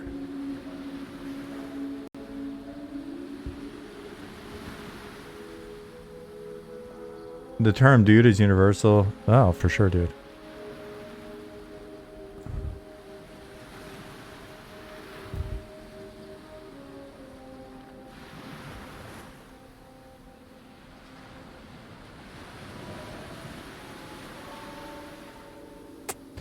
Did not get to position before hitting save for the 40th time in a 1 hour and a half stream.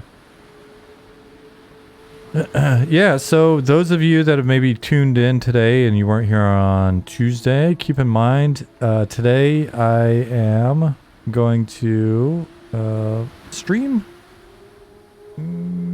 Maybe a few minutes longer, we'll see. And then that will be the last stream for 2 weeks while I am on vacation.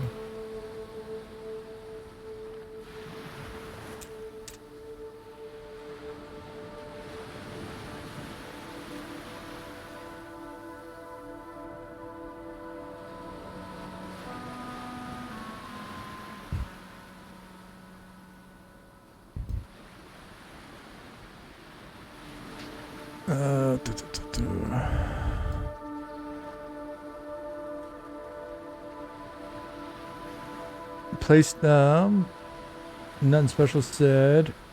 PlayStation console in the house for a bit. Entertain a children of guests while we adults converse. PlayStations have always been a good bet. Good consoles. There was a show or a web podcast. Frick. There was a podcast that was, I think it's called Business Wars. Let me find it. If you guys are into this type of stuff, podcast Business Wars.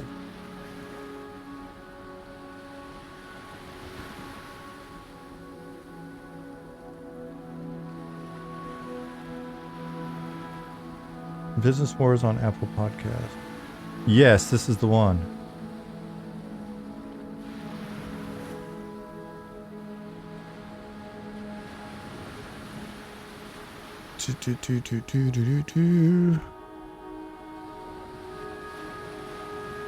I think this is the one.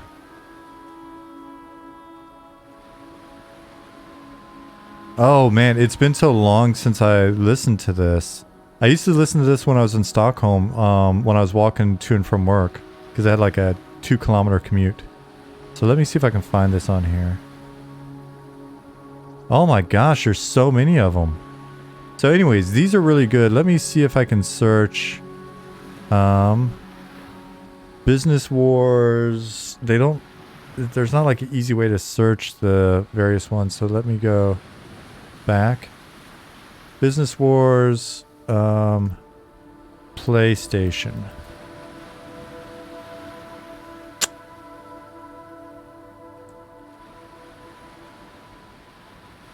Versus Nintendo.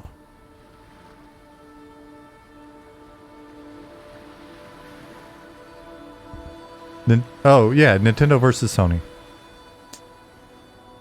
So you can get this on whatever podcast thing. But Business Wars, Nintendo versus Sony, actually wound up being a really cool one. Some great details on background and with the companies and what was going on and what almost happened and what didn't happen and all that stuff. So, but Business Wars in general, they've got some really good stuff. So if you're into that, I recommend it. Your dad bringing home our first PlayStation was one of your most foundational memories. I was really amped when I got my NES, and then my dad wasn't very into video games, so when he actually tricked me into thinking that he did not buy Zelda when we were at the mall, and I was really upset. He was like, and then got in a car, and then he showed me. He was like, "What? Is this the one?" And it was the Zelda gold cartridge. Oh, son of a gun. I was so amped.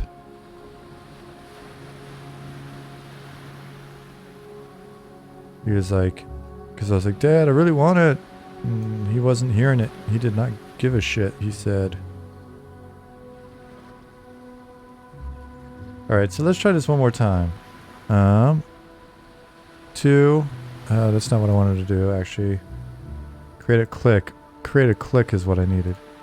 Yeah. Get position. Save. How long have I been a part of the Twitch streaming community? Nothing special. I have been streaming since like May of 2020, I believe. I think that's when the EverQuest Aerodune server started. The TLP. And I hopped on basically just to play EQ with my wife and kind of show her the game that I used to work on. That was it. That was the idea.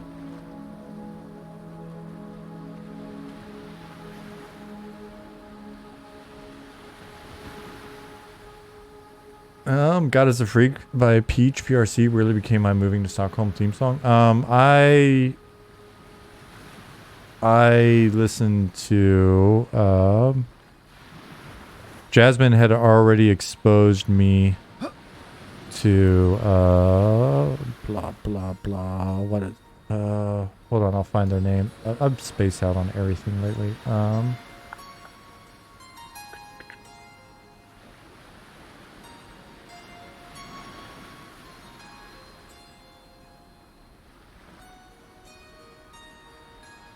I've seen them like live, what, twice? And I, for whatever reason, I can't think of their damn name. They're a Swedish band.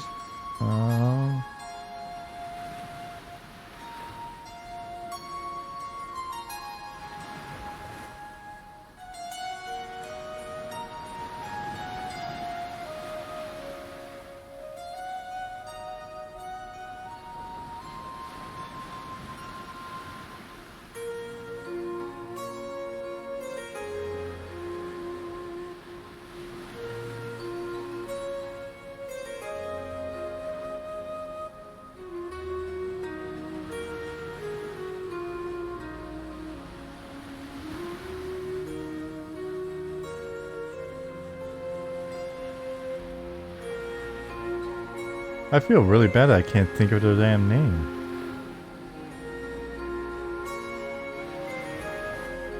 Got pictures on my phone even.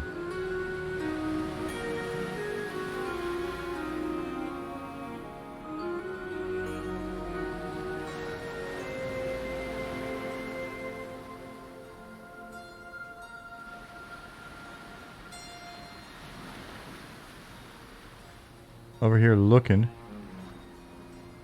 Not Roxette, not Opith, not Peter, Bjorn, and John. Candlemas is Swedish? Oh wow, okay, cool. Not Bathory.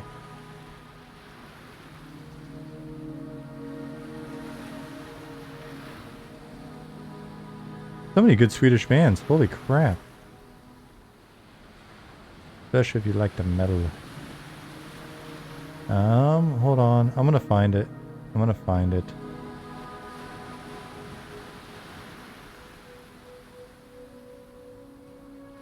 Sure. I'm gonna be so embarrassed when I finally see it. I'm like, of course that's who it was. And you also, yeah, is anyone else getting lag on the stream?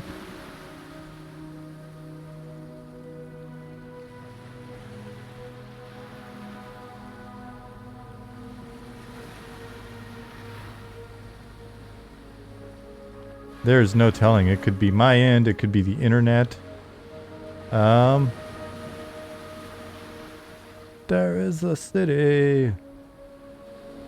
City called... Oh, man. Lyrics.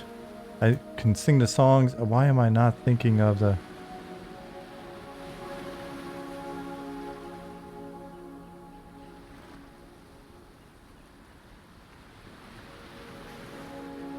Fire over the Baboon Show. Like I thought Gorilla for some reason. Then I was like, Gorilla Biscuits? No, it's not Gorilla Biscuits. And then I was like, why am I thinking about gorillas?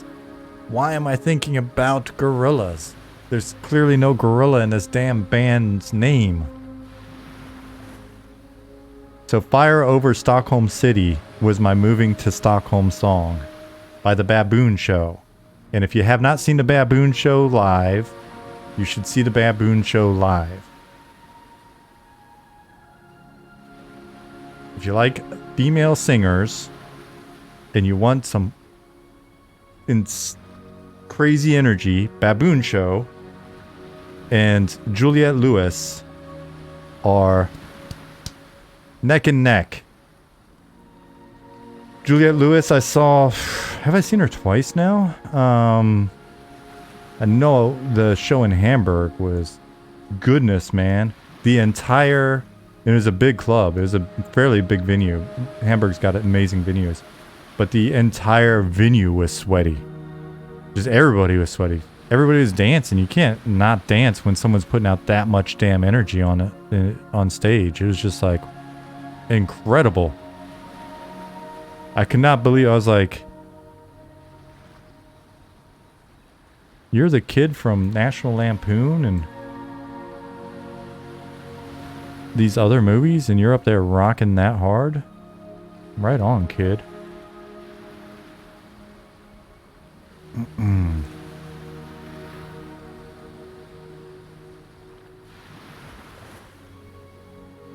then when I lived in Hamburg, I spent a lot of time walking around with the pup, drinking beers when the weather was good, and listening to a German hip-hop group called Beginner.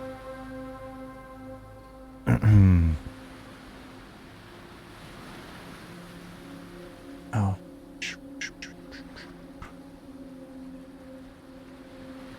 Stop appearing in the air.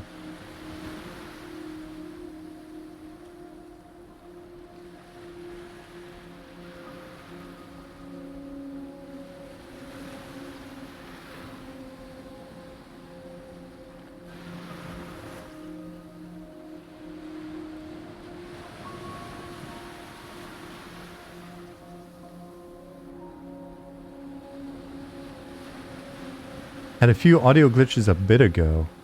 The internet's been a little rough in Europe as well. There were a lot of outages yesterday. Did you guys see that? All the outages? Is there a known cause?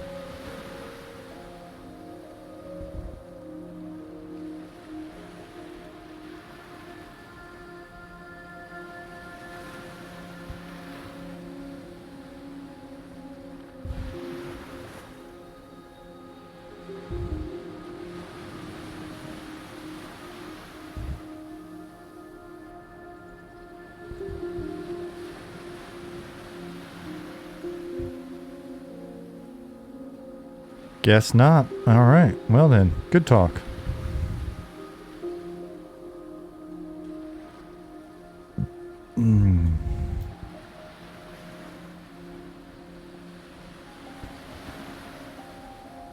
So, Keith, you asked a question earlier. I wonder if are you still around? You asked a question about the tool earlier. Cool. I think if you're focused on like user experience for tools, one thing that might be helpful. Well, there are two things that I would recommend. One would be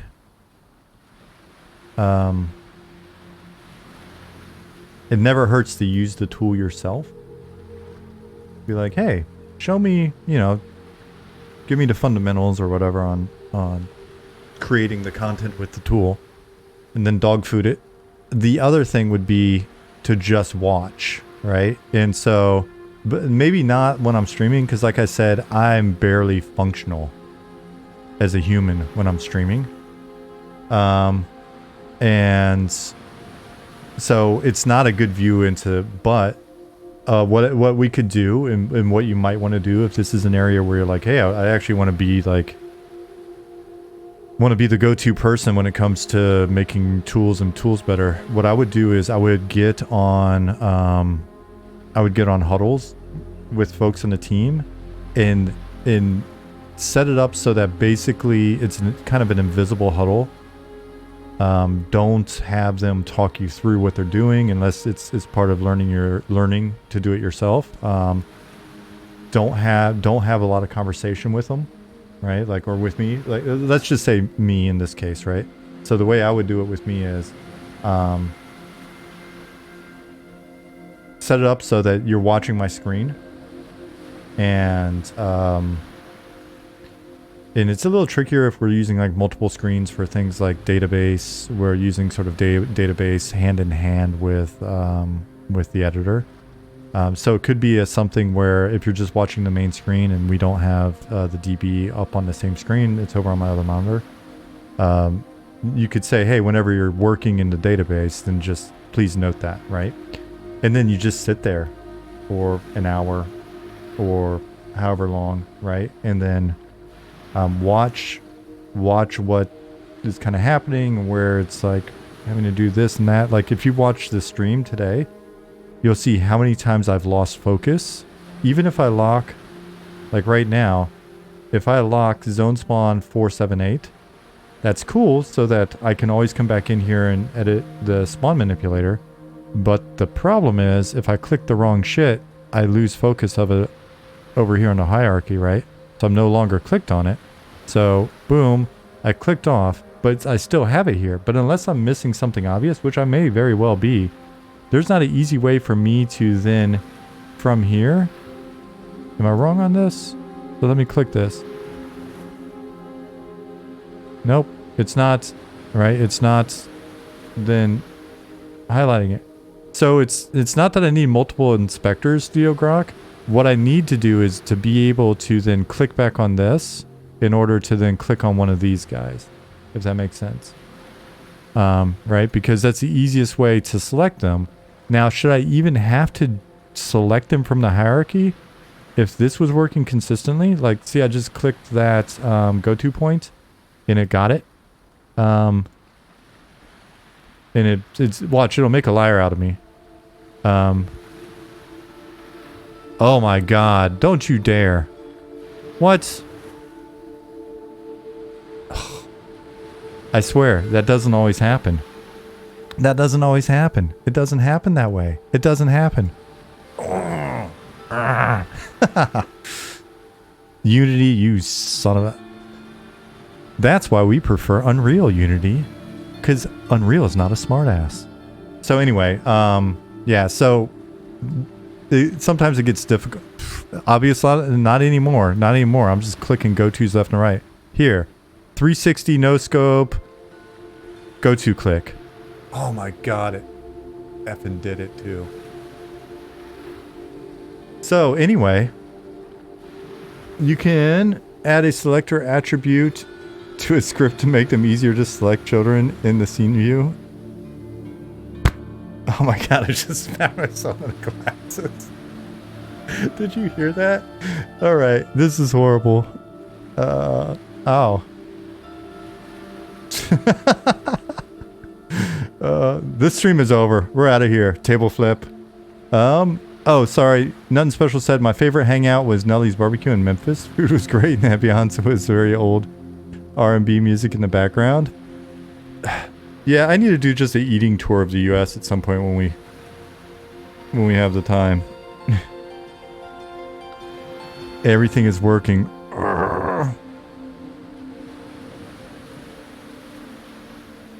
Don't be hard on yourself, you're very functional. However, this stream is a good example of what multitasking actually looks like. To me, I never believed in multitasking. People can only focus on one task at a time. The real skill is learning how to pivot tasks when you are at a stop, no downtime. Yeah. I think if I was being honest with myself, that would be true. I would agree. You can also add a button to the script to ping its game object in the hierarchy, I think. So, but the thing is, if I... so that would just pop over there? Maybe that's what we need. Just like I just click this thing pretty naturally and it makes sure that it's selected in the hierarchy. That'd be tight. And chalk this up to being in vacation mode already? You mean everything working perfectly? Yes, I would say that it is definitely vacation mode. It's the editor making a liar out of me. It's looking at me and going, liar! Create at click. Oh, and then it just... Okay, I was about to say, did it just put it on the ground as well? Nope, it spawned it in the air. Thank you for at least doing that wrong, Unity, if that is your real name. You've been teaching yourself Unity and C# scripting. Pretty fun. Yeah. Strictly like teaching yourself, how you're doing it. Are you using YouTube videos, tutorials? When I was wrapping up my contract in Hamburg, I signed up for, I think it's called Treehouse or Project Treehouse or something like that. And it's a website with a lot of tutorials, and you could actively work in. Honestly, I think that hat attack on my glasses, I just got these tightened for vacation. I think it just loosened them again. That's what I get for being a smartass.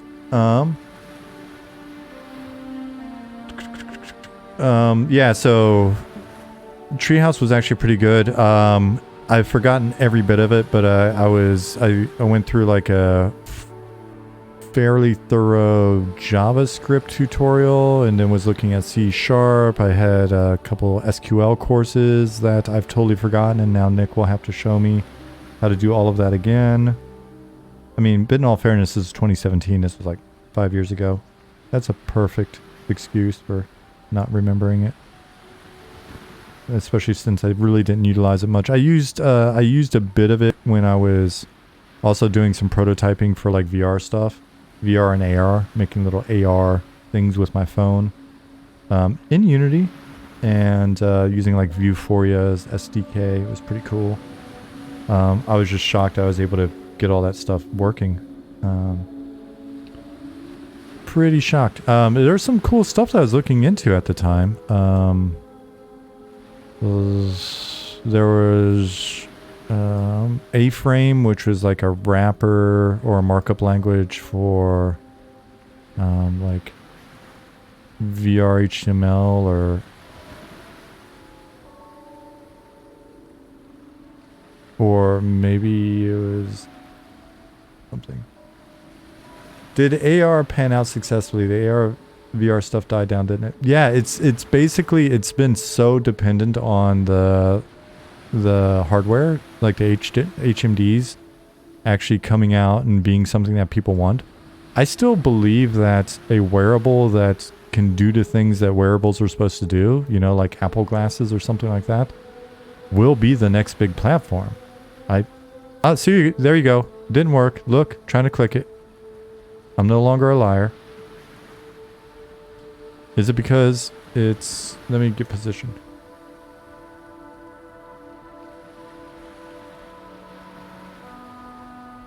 Oh, maybe that's the trick. Maybe it doesn't like it when it's when it's still orange. Interesting. Maybe I learned something. VR's had some success, but not the vision everybody wanted. Yeah, it's steadily growing, right? Like, I don't think there's been a tapering off of VR in terms of... I could have sworn hardware and software is continuing to sell a bit more.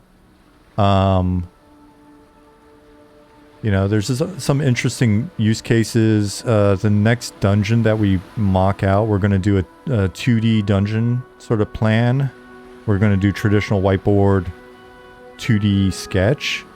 And then Luna is going to put on her little cyberpunk headset and VR sculpt that. And we'll see how that works. And so we'll see. Maybe that'll turn out pretty cool. Yeah, it would be very cool to stream. We'll see if that winds up being feasible.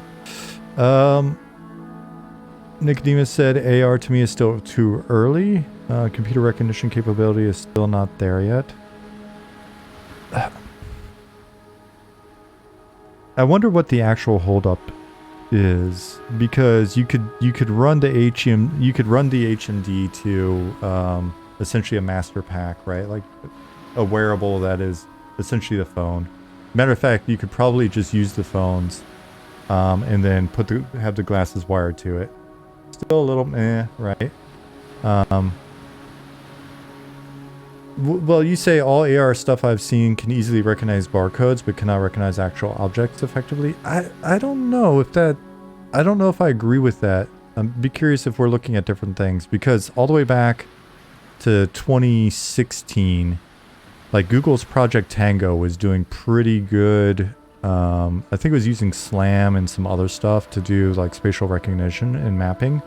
And then what they were doing with Project Tango devices at the time was building out a mesh, right? So you would be able to easily sort of scan the environment, and it would build a mesh, which then it would use the mesh for collision and other stuff. So it wouldn't have to, like, in real time use like active sort of computer vision to, you know, determine, like, process the whole scene, right? I would say when I look at how well like face filters and stuff like that are working, it gives me a fair bit of hope, because it feels like the software has become fairly sophisticated, fairly optimized with regards to recognizing features. Now, it could be cheating because it's using sort of the same sort of feature sets, and it's easier and easier to recognize. But I don't know. I've seen demos of like computer vision models recognizing a pretty wide variety of objects in real time, but sure was like you're lugging around a laptop with a camera. But again, this was like 5 years ago. I have to imagine it's only gotten better. There was a demo. Let me find it. Vidal Sobral, good day. The problem is sensor fidelity and distance. You need a lot of different sensors to understand the environment and to get them to work at a far distance at the endpoint at an interactive rate is hard.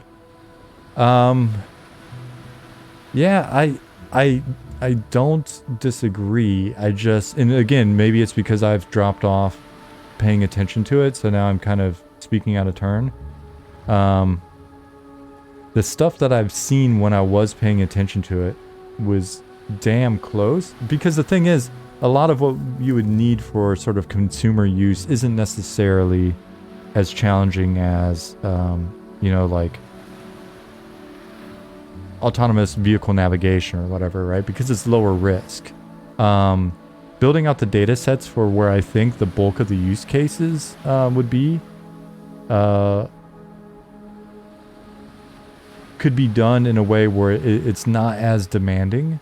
And once you've got the data set, then that's a data set that you can reuse fairly easily for a lot of applications. I think if they can get it to work well, tabletop gaming is going to take off.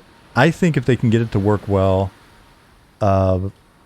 we'll see one of the craziest redefinition of the toy industry, the home sort of like furnishing and collectible industry. Collectibles will be insane. All the people that are talking about NFTs and shit like that, the real use case is when reality becomes retextured on demand, right? Because it's essentially just an MMO. You're layering an MMO over real world topography and events, right? And so once you're wearing the HMDs, once you've got your little glasses on and this room looks like whatever I want to texture it to look like, then imagine how rad that's going to be as a kid. And I would say, I recommended this to my last company as well, is like always archive your assets in a way where you have an understanding of how you would be able to easily deploy them in an AR context as a collectible, and sort of loosely keep a framework in mind for how you would want to approach the sale of those things. Because can you imagine, you know, if when I was working at Star Stable, it's a online horse adventure game, right? And you know, horses and stables and all this stuff are such a big part of that fantasy. Imagine being able to go over to your friend's house and you've got your glasses on and you can look at her room becomes her stable, and the pets that she's bought in game are in the room, right? And being able to like easily customize that. Oh, but we want to do pirate ship now, and it retextures the room. It's not super complex. It's not. I don't think this is beyond reason. The question just comes down to miniaturization. And Jesus, the CJX said, Jesus Christ, Star Stable would be a perfect business for that model. Yeah, so I was hoping it would come along faster because as chief product officer, I was actually hoping to get us into that business. So there's a Swedish company that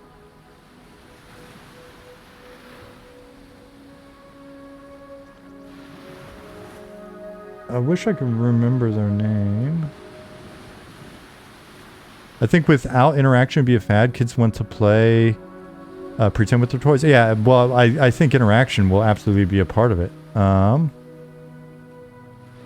Bublar AR. They're part of Goodbye Kansas now, or they become Goodbye Kansas. Let me see.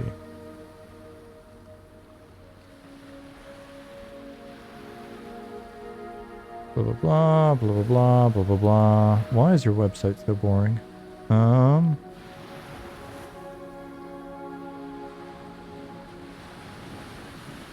Police AR would recognize the guy on the street and highlight if they have a warrant for arrest. I mean, most of that can already be done without the police AR. They've got incredible systems out there that are typically you've got a blimp that can go up now, like a balloon that you just put over an area.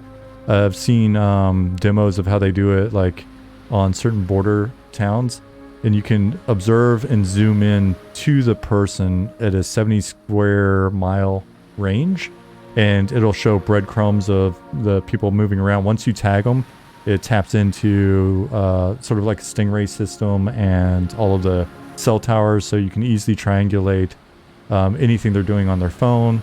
They've got a little circle around them. You can watch them. You'll see a trail of where they've been. Yeah, so that sort of like AR in a sense, in that sense, with like just insane cameras that they have now is, yeah. So, aren't there privacy concerns with recording glasses like that? I thought that's the reason why Google Glass went away. Google Glass went away just because it didn't have great use cases. The privacy concerns wound up being sort of a side issue. I think we've seen, George 51, I think we've seen that people give away their privacy for cool in a heartbeat. And once, you know, the glasses become the cool thing. Keep in mind that the reason why I say I feel like AR winds up being a bit, very much like an MMO, is because when we're in here, essentially this is, you know, we've got like spatial data, right? It's coordinates. The system knows where I'm at. The system knows that this guy's here. This, you know, our servers our servers track like this entity status, my relationship with the entity. You know, we can track interactions. We can have interactions with the entity. When I leave a certain distance, the sphere of influence can shut this entity down, ramp it back up as needed. Other people can see, like if I drop a bag here or something, right? So if I'm like, if I drop a, am I allowed to? Maybe I'm not allowed to drop one of these. So if I drop this mantle here, right? So this is now, this entity is tracked on the server, and so it's there. So like in AR, if I put down a toy, you know, and I leave the room and my friend comes in and she's got her glasses on, then she'll see the toy. Now, the rules associated with whether or not she should be allowed to see my interactions, or I'm allowed to see what she's saying, or I'm forced to see anything that she's doing, or she's forced to see anything that I'm doing. All of the stuff that we've got to worry about in multiplayer interaction in an MMO is going to be the same rule sets that need to be thought about in AR, you know, once we basically have overlaid an AR layer on top of the world. Nothing special said. Robot, enjoyed the time I spent here. Got errands to go do. Be well and stay loose until next time. I will see you in a couple of weeks. Hopefully you come back. It was very nice talking to you and meeting you. But you know what I mean? And so this is why I'm like, MMO developers are ahead of the curve when it comes to AR, especially, right? Because I basically see how we apply this same system, you know, the same information, the information that I have that lets me know that there's collision here. This is the data that's built out by the, you know, devices like Project Tango or whatever. You know, and that's an old one. I'm sure there's something that's much better now. Right, but back in the day it was like Project Tango.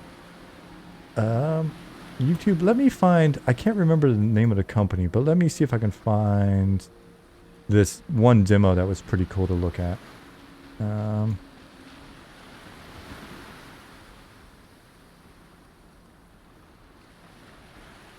Hey Droop.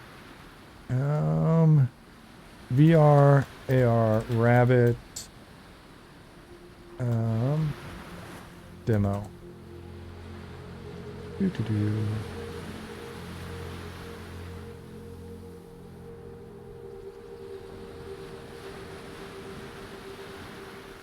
That was not a good enough search.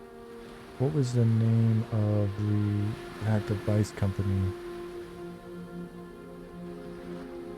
AR device?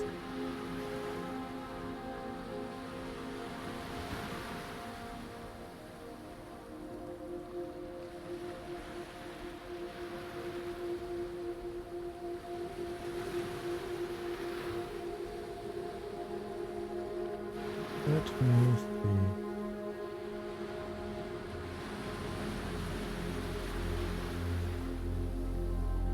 I'm still searching. Sorry. You guys are probably like, oh, why am I spending time on this? Well, because you asked me, I got excited. 20...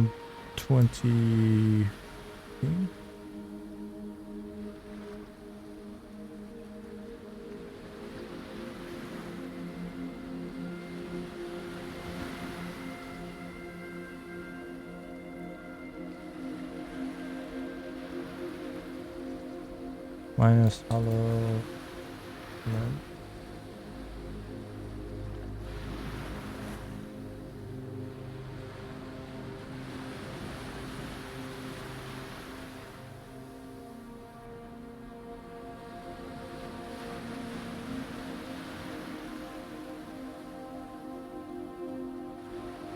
Man, it was a fun little demo. I mean, it wasn't like the most impressive thing ever, but it was a fun way that they went about kind of showing what I was just describing. Thank you, Cindercroft.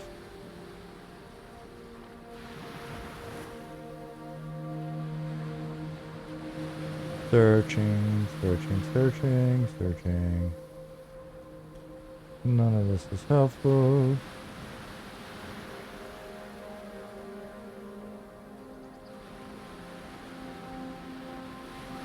I wish I could remember the device company's name. Was it the Babble Rabbit? No, that name is not familiar. They are...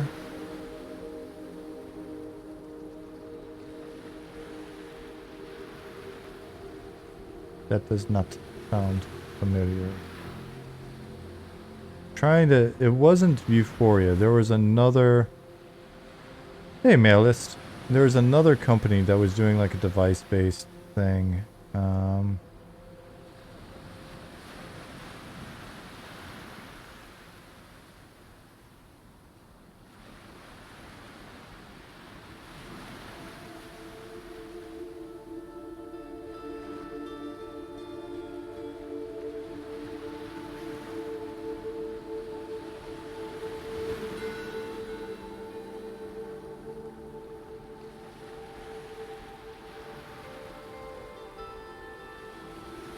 They are...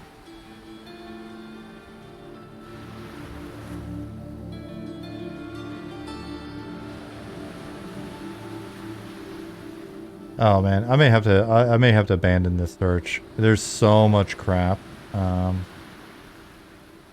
There's an interesting like Project Tango. Let me mute this really quick.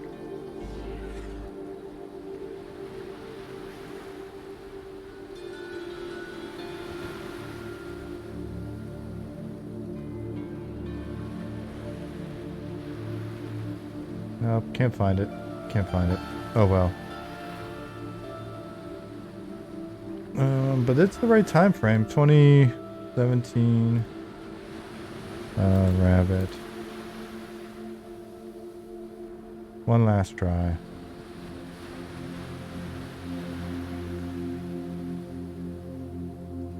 Dying rabbit sound. No, thank you. What? Why would I need that? No.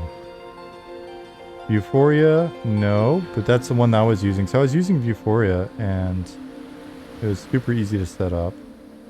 That's when the Tango phones came out.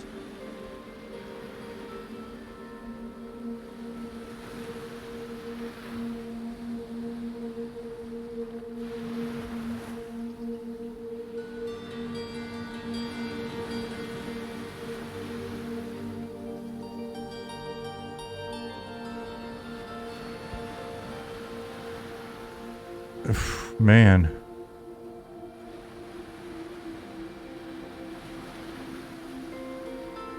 As you can see, for as many times as I shared this in the past, it's just, it's never going to come to me again. It is lost forever. Essentially all the demo was showing was, you know, a fairly simple setup where they go into an environment and, gotta look up.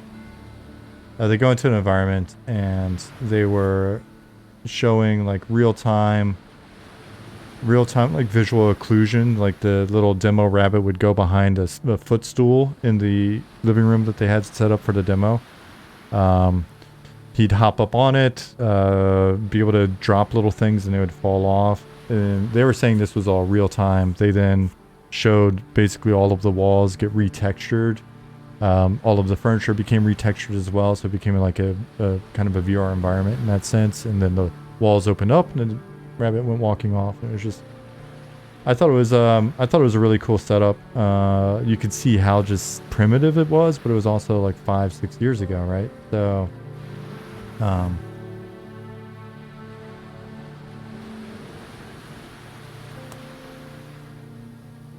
Droop said, sunset and the skybox at night always make me want to dive into the game. I know it sounds kind of dumb to be excited about that, but it triggers an itch for adventure. It's not dumb at all. We take it as a huge compliment. Like, these are the little details that are meant to make you want to be here. Right? It's exciting. Luna's got a really nice breakdown of the moon cycles that sometime after vacation, and then probably after we've knocked out a bunch of stuff in preparation for public test, we can get some focus on it. But it's cool to see that there's an actual calendar that allows us to know, you know, moon cycles, so that we can play with that. It And it was cool. We were looking at it and sort of seeing how we want to handle in-game chronology as it maps to real-world chronology and stuff. So some fun discussions there. Luna's come up with days of the week. That'll be fun. So some stuff to help with that immersion. Nicodemus said I had to run a test case for Google Glass back in 2012. Is not ready at the time for assistive technology. Yeah, that's pretty damn early. Linda Croft, beautiful sunsets, and Hell Dracula said nice skyboxes. Thank you, everybody. Hey, BC. One of the cooler use cases or uses I've seen for AR is Flight Radar's app. If you have a paid account, you can point the camera at a plane going by and get its info. Oh, cool. Yeah, because at the end of the day, it's it's just looking at that data that's around and going, you know what, this is probably it based on where you're standing. Hey,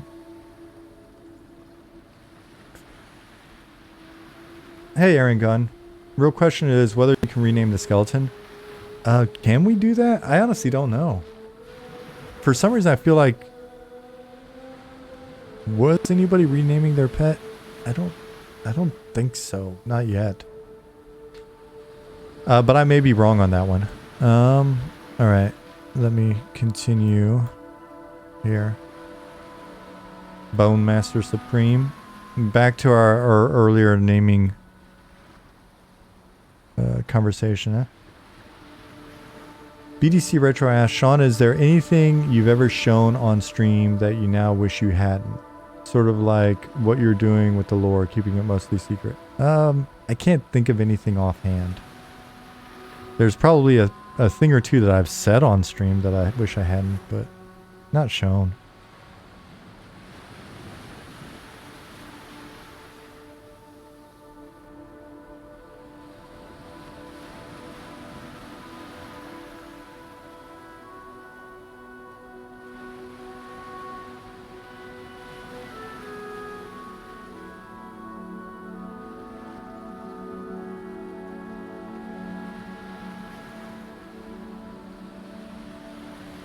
You know what I would like, John? Instead of a plane tracker, I would like an app that when I'm wearing my little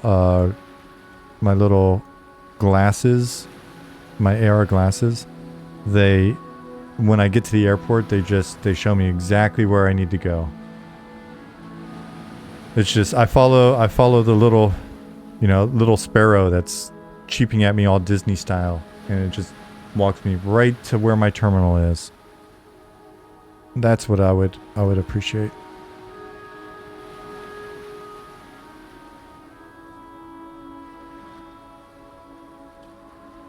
Yeah, John, the daddy thing could have lived without. I probably just should have like kicked the dude from the room. Just been like, hey, all right, thanks for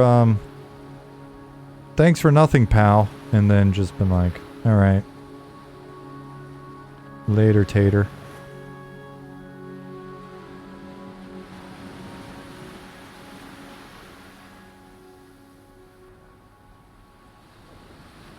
Yeah, we don't need me asking folks if they want me to be their daddy. That doesn't help. Why are you whining at me right now, Roonies? Mom's home. You should go get mom.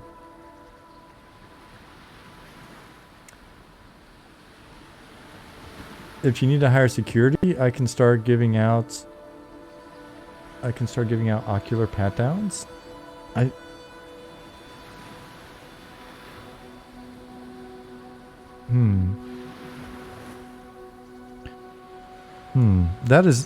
don't know that that's the security I'm worried about.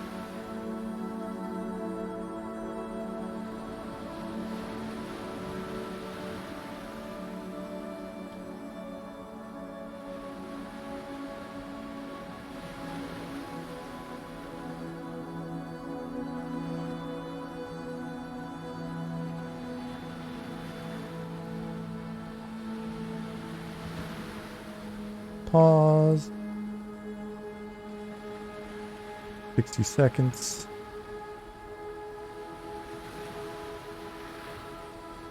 Nine,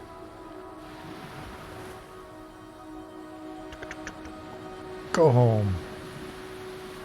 Save. New command. 10. Set active command.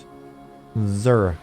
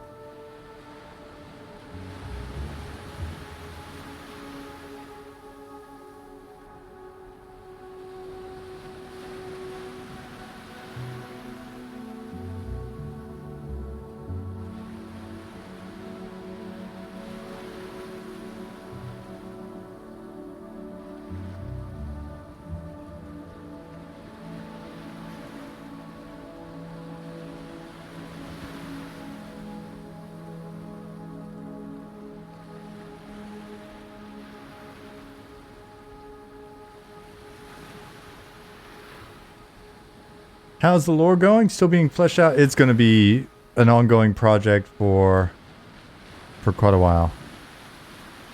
For realsy.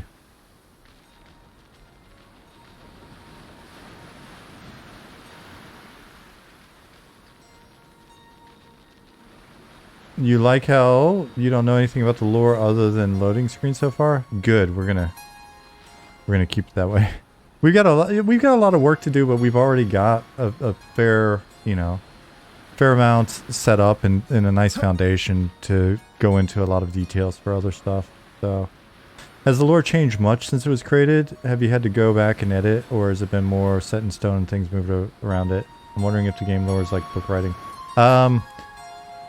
There's stuff that hasn't changed a ton that will be changed a little bit here and there.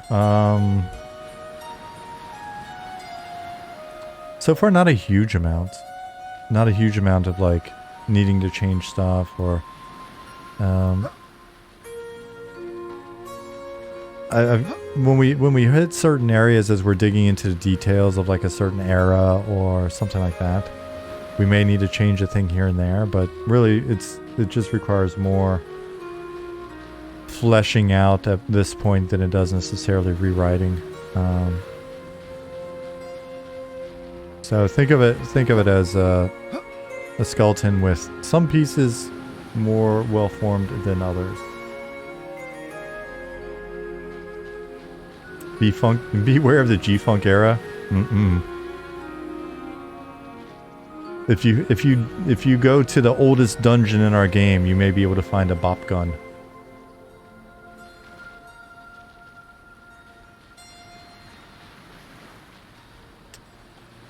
I was just looking forward to following deities and how it could be dangerous in some areas of the cities if you follow certain deities. Oh, the faction guide, looking forward to it. Yeah, so a lot for us to play around with there.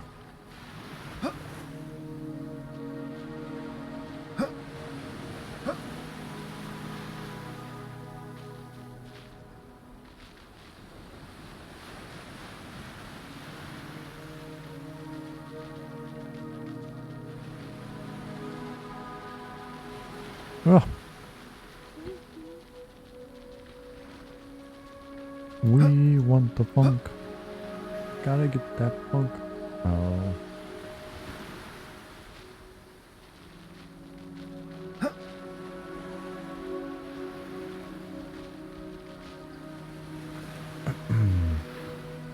So we'll have a little bit more lore presented. We want to set up we want to set up a section of the website that feels a bit like a game manual from an old 80s CRPG. Gives you a little bit of an overview, a taste of some of the stuff. Helps you understand the setting a little bit more, but not necessarily a ton. Dangles a few things with regards to some of the different races, cities, and Yeah, so...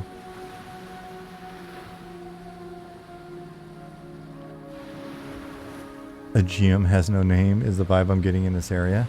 Swanee. I can't wait to see it textured. Textured and with peoples running around.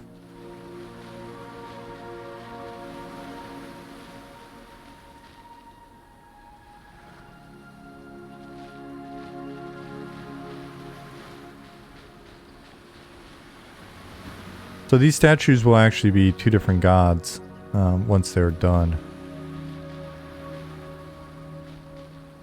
You went radio silent in Germany, basically, never made it up north. No worries. Man, it's been so busy. It's been so busy that, yeah. You would have had to pull me away from some stuff.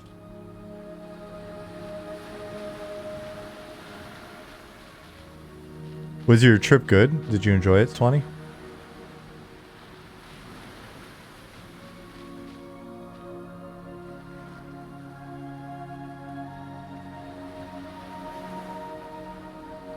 How do you pronounce that? Most north I made it was in Schede, Netherlands. To visit someone I work with for a few hours. It was good. Enjoyed driving around Germany. In Schede. Okay. Fair enough. I would have not seen that coming.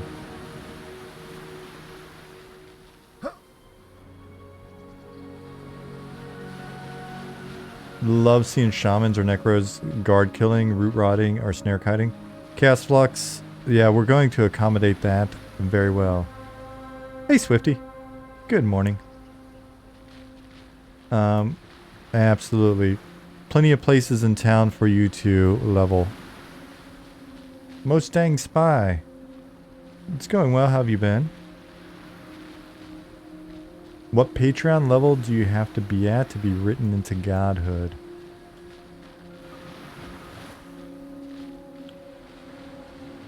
How many billions do you have? We'll definitely compromise our integrity for a billion, no strings attached.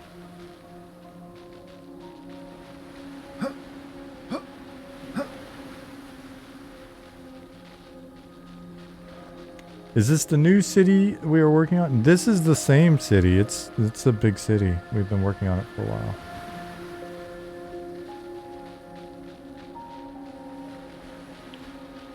Our integrity is not worth a couple of G's, Chaos Flux. Is this a billion? It is not a billion. It is 200 bits, which I appreciate, Cindercroft, but it's not a billion. Though a billion bits would still be probably worthwhile compromise of our integrity. Everyone has a price? Yes. $1 billion.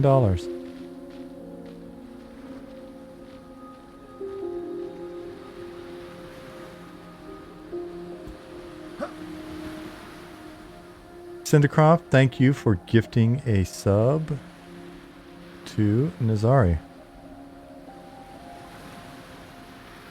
Was that a random sub, or did you target that individual specifically out of appreciation for something they've done, or?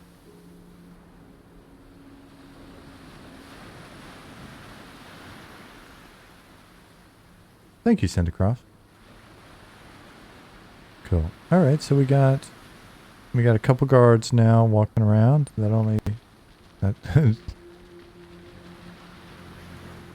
Placing 3 patrols in 2.5 hours is not necessarily optimal speed, but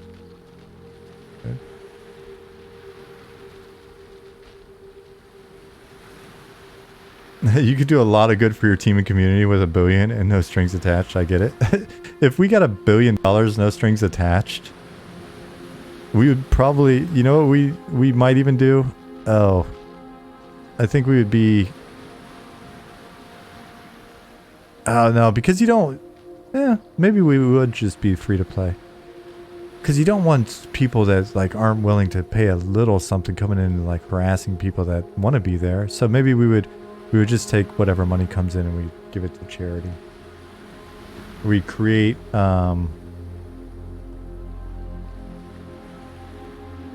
we would go ahead and start our nonprofit for MMO preservation.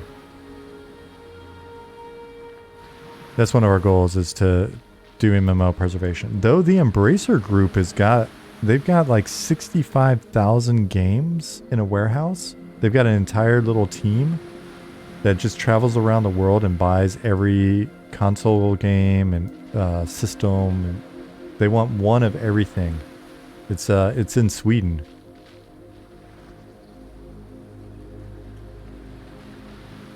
Save the worlds, Nicodemus. That is such a great tagline. Holy shit, buddy.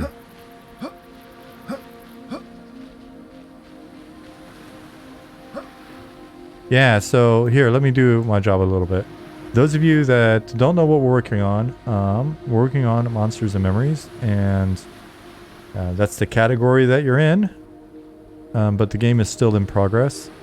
You can find our Discord here when we're not streaming. We're usually answering questions. We've got a really nice community. We've got some new people in there, but they're turning out to be nice as well. You find our website here. You can catch up by going through the FAQ. You can look at the team page and see all the folks that are working on it. And you can go through the updates. The older updates still have value. There's a lot of good images and stuff in there. So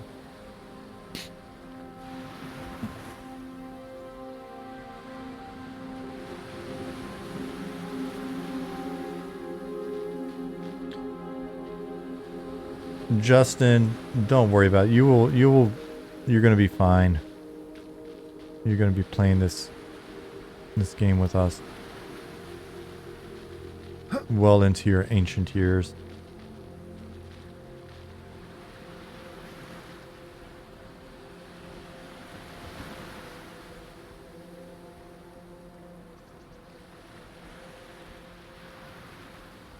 No grouping till you take your pills. You need to finish your mashed potatoes. Eminem coming soon. 3042. 2042. Either one. Either one. Good to see that you have faith in us.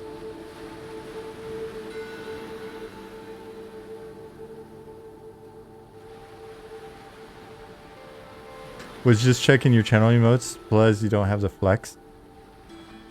I have not done anything with channel emotes and stuff. I need to hit up some of our art folks and see if I can get some cool channel emotes and stuff worked up.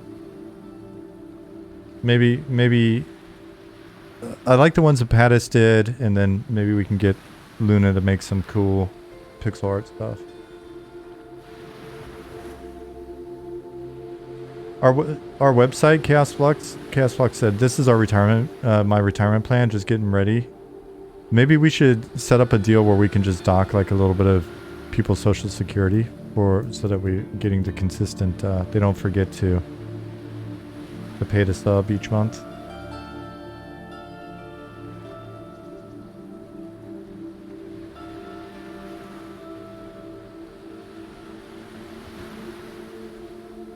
We're going to be advertising in the AARP magazine.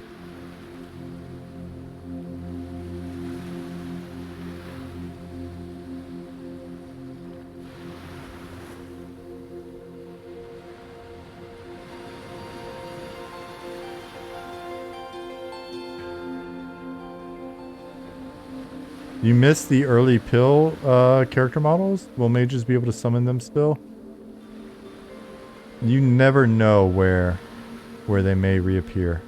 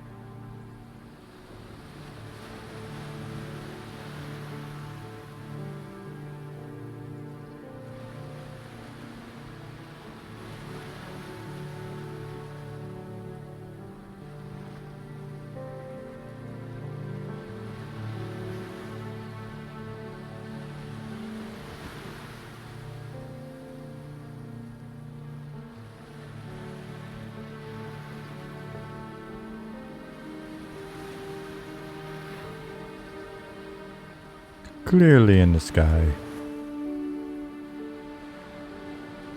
Robert, I say this every single stream and most days that I'm working, but God bless your beautiful music. Love it. I love just hearing in the background. I never get tired of it. This ambient track can loop for hours and I do not get tired of it.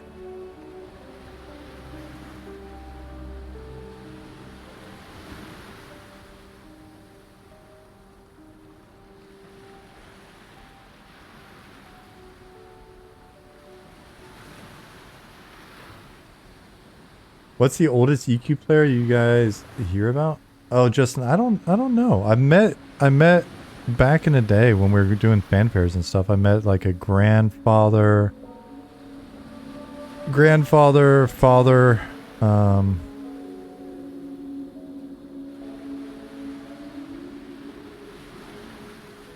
son. Sorry, grandfather, father, and son. So like grandfather and grandson. All three played together regularly. That was pretty dope.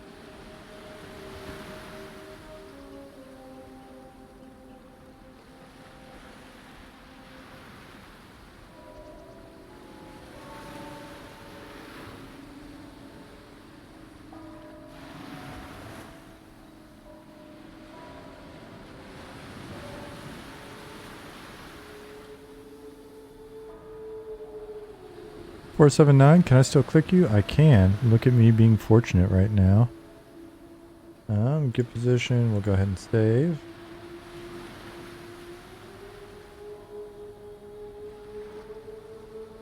Dante 6 Flow said there were grandparents when I played on live 20 years ago. Yep, absolutely.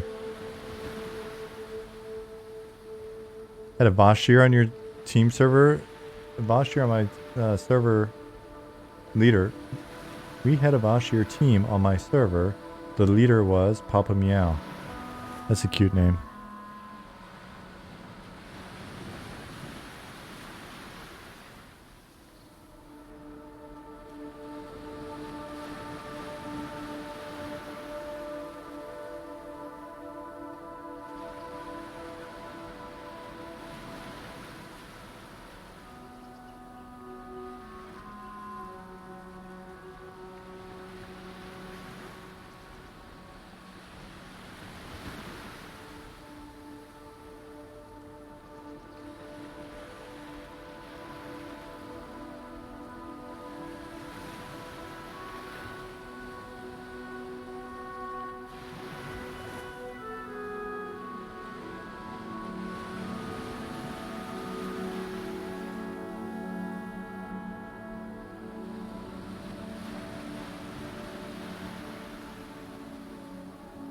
Well, thank you for being so easy to click today, guys. Maybe it was just...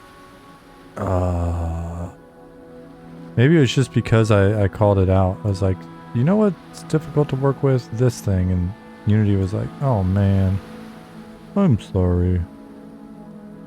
I don't mean to be difficult, Sean. Here, I'll try harder. Because you're watching? Alright, then just keep watching. Can't wait to break your keyboard over your arthritis knee. Why don't you just don't do that. Don't do it, Justin. Do breathing exercises. Don't break your keyboard. Breathe. Count to 10, buddy. Close your eyes. Sit comfortably. Put your feet. Plant both feet nicely on the ground. Get comfortable. Relax. Feel no pressure. Feel your arms settle into the chair. Feel head to toes. Just no judgment. Feel your body. Be aware of it, don't judge it. Relax. When you're ready, take in a deep breath, Dustin.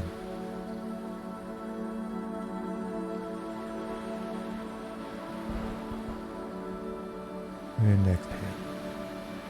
And then do that for a little while. Do that for a little while. Just chill out, Justin. Don't break your keyboard. Jeez Louise. When you're ready, open your eyes. You know the drill, man.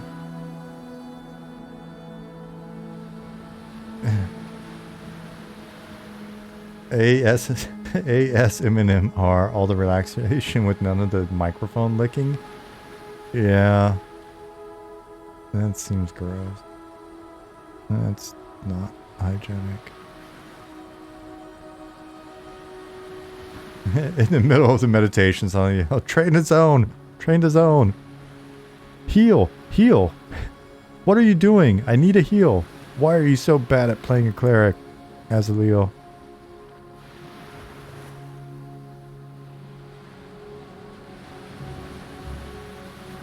What is your major malfunction, Azaleel?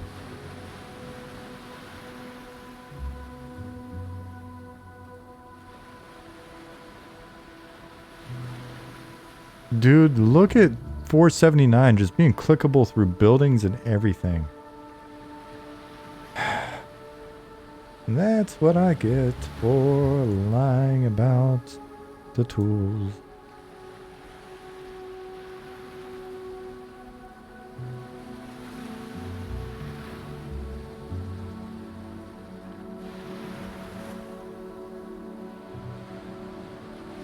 You guys are too funny? No, we're not.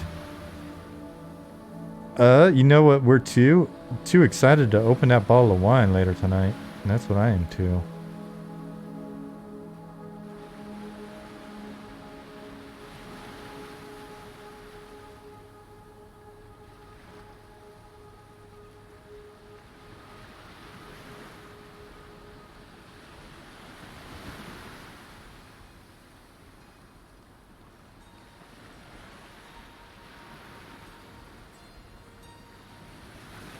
Too legit to quit. Did I ever tell you the story that my mom made me a pair of hammer pants when I was in high school? Because I'd rock like goofy shit just for fun. Acrio, I think there is a snap to surface. I don't know if these guys honor it. There's a snap to surface. Somebody was telling me about it. I think it's like shift control.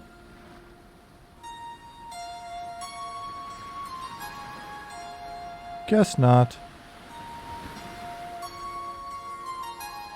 I just never use it. Hammer pants in 90s Alabama? Hell yeah! I was the dopest, son. I wore them to school just because I knew no one else would rock those hammer pants. They were silver. They were like this satiny silver. I had a mullet at some point, but not during this period.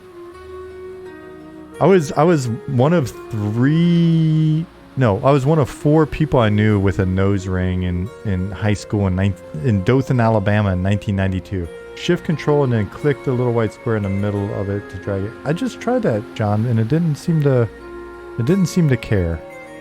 So like here, shift control, square.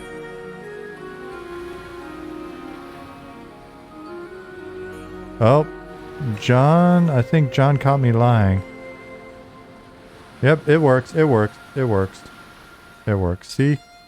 Today's episode of A Loving Robot stream is just going to be me talking shit about tools that I have no actual real world knowledge of and just being like, no, that doesn't work. Oh, it absolutely works.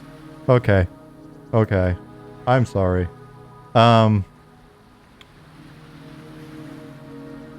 So there you go, Acrio, it works.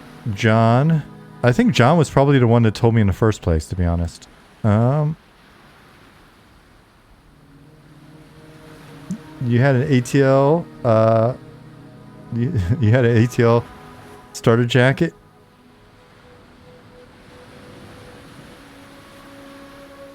Was that cool? Was that Georgia cool? I don't know. I lived in Alabama, not Georgia. I was like one of those kids that rocked like Raiders hats and stuff. I was like skateboard, super hip hoppy. So yeah, I was one of 4 people I knew that had a nose ring. The other one was another dude that went to the nicer school on the north side of town, and these two girls that I went to school with that I had to actually ask, like, where did you get your nose pierced, girl?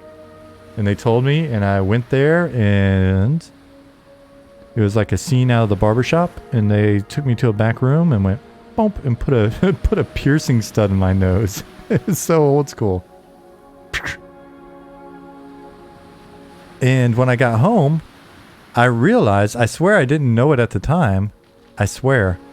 I realized when I came home, proudly displaying my new nose ring, my grandparents were there for the weekend because they're going to help us rebuild build a garage out of our carport. And my goodness, were my parents pissed. I think I was like 16 or something like that. Yeah, I think I was 16 because I drove there.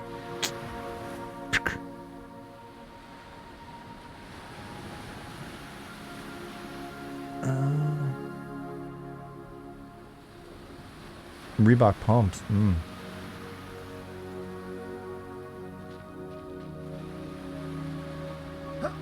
Were the starter jackets the ones that were just like synthetic hoodies? No, starter jackets were, if I remember correctly, construction-wise, I thought they were kind of like Letterman jackets, but for major sports teams. And they cost like $200 or something, and people would jack you for them.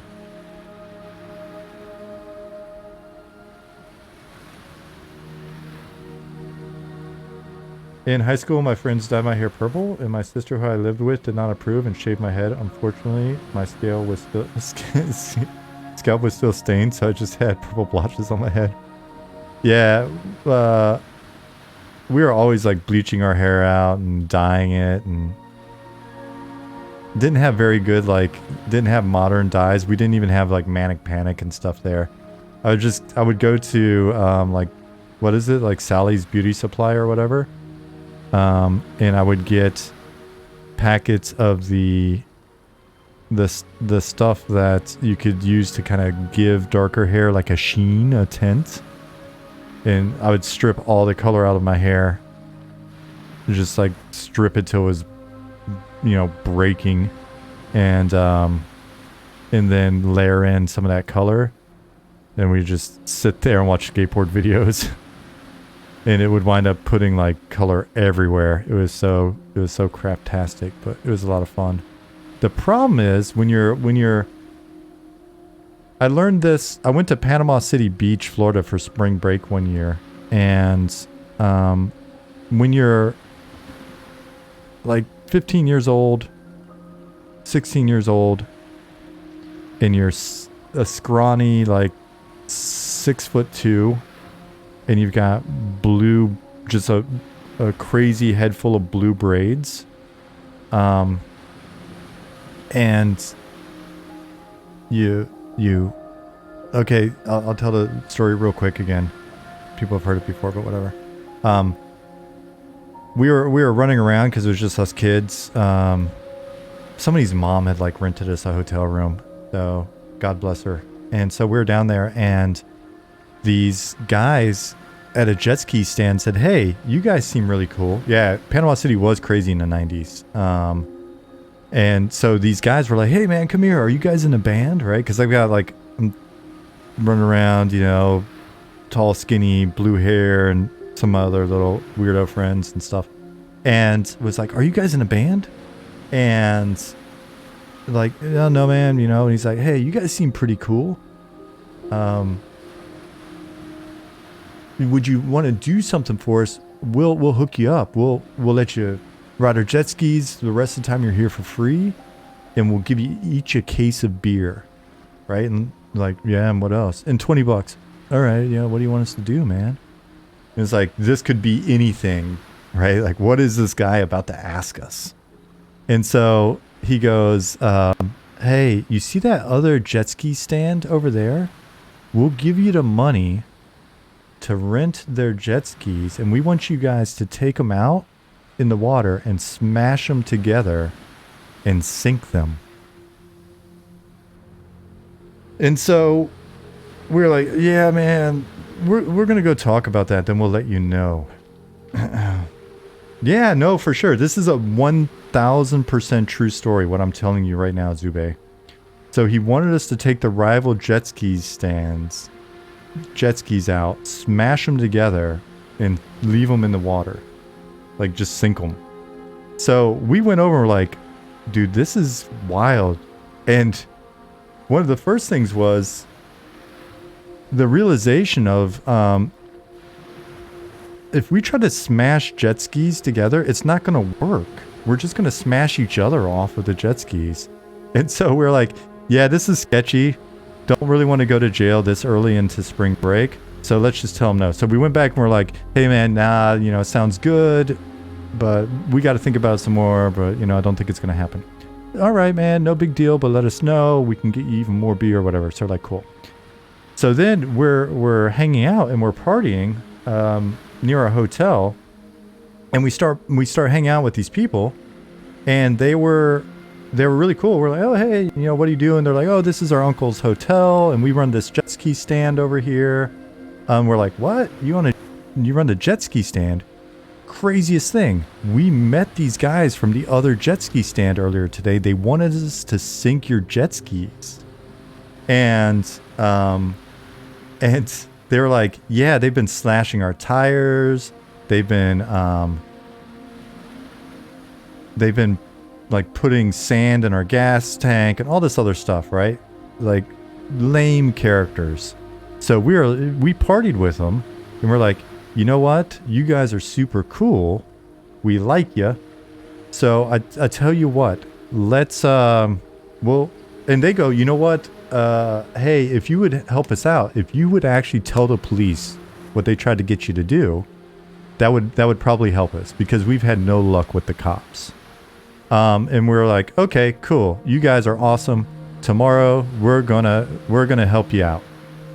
So sure enough, we go to the hotel and they call the police, and the police come out and they take our statement. We're underage. This guy's trying to pay us with alcohol, blah, blah, blah.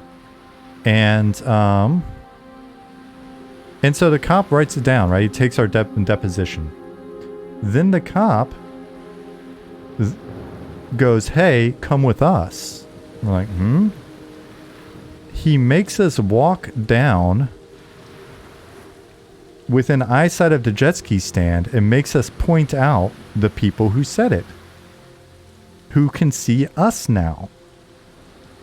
And I'm 6 foot tall with blue braids everywhere in Panama City Beach in the 90s. There weren't a lot of me. And the cop goes down and tells them that we've signed a deposition against them. So we're like, man, this might not be good. Yeah, that is some incredible police work, but I think there's a reason for it later. It comes up later in the story. And so the rookie mistake, maybe. So we're like, all right, well, that's not great, but what's the worst that can happen? So we continue to party. Faction with jet ski motel ownership has gotten better. Faction with jet ski other dudes took a much bigger hit. And so we got hammered at spring break. The next morning we wake up and we decide to go for a walk. Me and my friend Jacob, rest in peace. And he is tiny. He was like a little hobbit. It really looked like a little hobbit. He had like the hair that Goblin has put on our hobbit, where it's just kind of over the eyes and stuff. Tiny little dude. Matter of fact, he was so small that the one girl that he flirted with during spring break, he did so. We were talking to her and he walked up and sat in her lap like a little baby, and honestly looked like it could have been her child. So that was Jacob. He was older than me, but anyways, he's tiny. So Jacob and I go walking down the beach at like, I don't know, 9:30 in the morning. There are people all over the beach already getting their towels out. They're laying out, they're sunbathing. It's a normal day in Panama City Beach.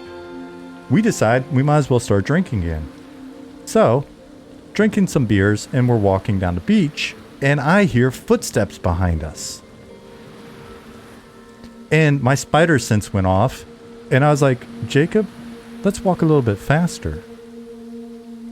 And the footsteps are walking faster now. And I hear kind of something that sounds like a case of beers or something, right?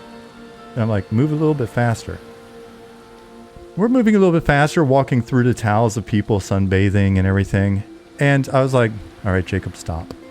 And we stop. And two ginormous tattooed bikers, shirtless, of course, because all of my stories of this sort require the persons involved to be shirtless. Tattooed, beard, heavy metal hair, sunglasses, one with a case of beer that they've been drinking, the other one beer in hand, walk around and stand right in front of us. And I go, hey man, what? I'm pretty sure I was the first one to say. I was like, hey, what's up? And the guy goes, presumably you've not met the people who are shirtless, but why remember those stories? Yeah, the people with shirts, not good stories. So the guy, I go, hey man, what's up? And he goes, what's up with you? As I see his hand dropping the beer as it goes back, and he punches me in the face. Now, fortunately, I am quite agile.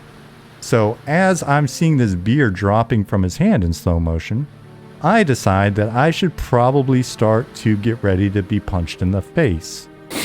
So it was a pretty good punch, but it wasn't like dropping me. So I look at Jacob and I go, run! And he just takes off over people and the towels and all that stuff and just goes heading towards the one safe harbor we could think of, which is the jet ski stand. So I start running and they're throwing beers and I get pelted in the back with a full beer and they're chasing us. We get to the jet ski stand where our allies are kind of like buff beach dudes as well. And we're like, dude, just punch me in the face. And so they go chasing the guys. They disappear up the hill. We hear a car like peel out and leave. So anyways, we call the police again. The police come later that day. An investigator comes and shows me a lineup of basically 6 of the exact same guy. All of them have their hair pulled back and nobody's wearing sunglasses. And so I can't identify the guy. So he's like, there's not much we can do about this. If you can't identify him, there's not much we can do about it. Now, my dad was wrapping up a stint as a military police investigator at the base where he was stationed in Alabama, which is why we lived there. So I called him and let him know what was going on. And my dad called Panama City's like police department, sheriff's department, or whatever. And they were like, yeah, sorry, there's not much we can, do. He wasn't able to identify him in the lineup, blah, blah, blah. So my parents were like, you need to come home. And some friends of mine were basically driving in from out of town the next day to pick me up. So I was like, okay, I'll leave tomorrow.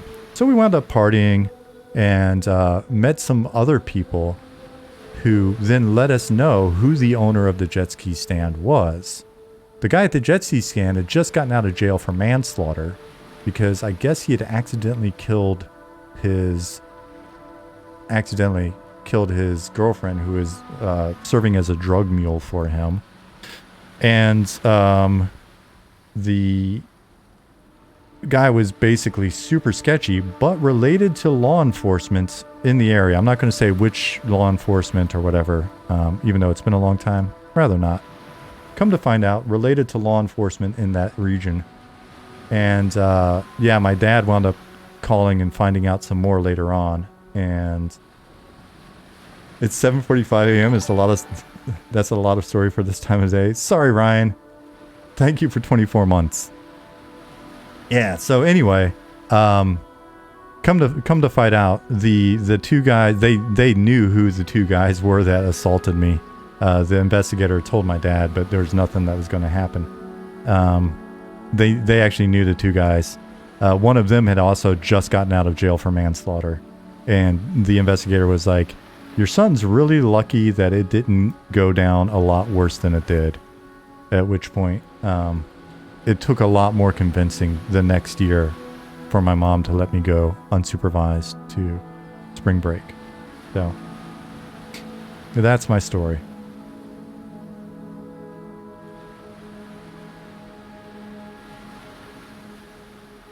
Now, team, you can say that I don't just tell silly army stories. I also tell other silly stories. Will that be a quest in M&M? Probably. There are going to be a number of quests involving two shirtless men. It's almost always two shirtless men with me. When people are seeking me out to beat me up, they always come in pairs, and they rarely wear shirts.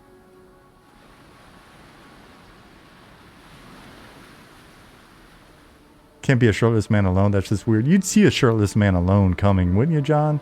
If some just random guy with no shirt on's coming, you're like, that's not normal. Two guys, no shirts, that's pretty normal. That's normal, man.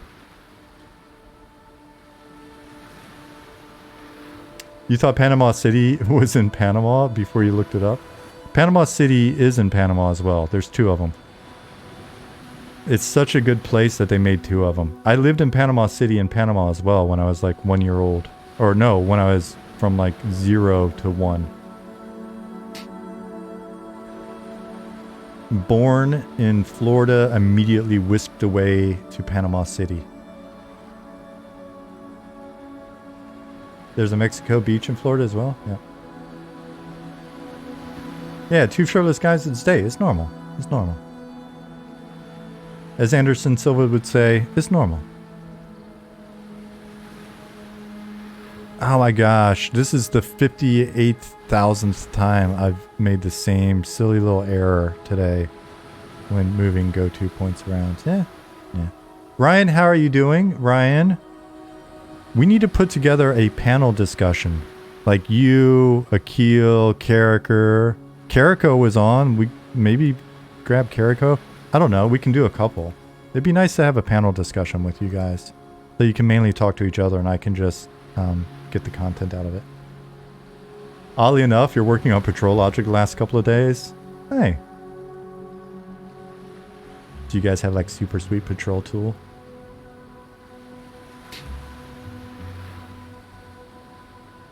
Akil, Jake, Harvey coming over for games tonight. Oh my god. Tell every one of those dudes hello for me.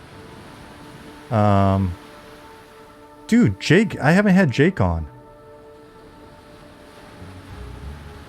If you don't mind, I need to just hit him up on LinkedIn, but I'll wind up forgetting. If Jake's interested in doing an interview, that'd be very cool. Any of you get carpal tunnel syndrome from MMOs? No, Justin, but trying to do art, yeah. Jake's in charge of the Warner Brothers San Diego studio design? That's badass. He's such a nice guy, man. He was always such a good guy and like rarely bummed. Wasn't that like a thing? If Jake was ever bummed, then it was like, what the hell just happened? I swear I only saw him upset like 3 times in the entire like years that I was there.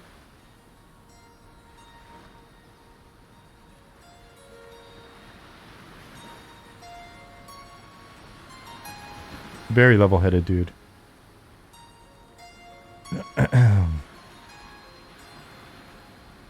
Go home.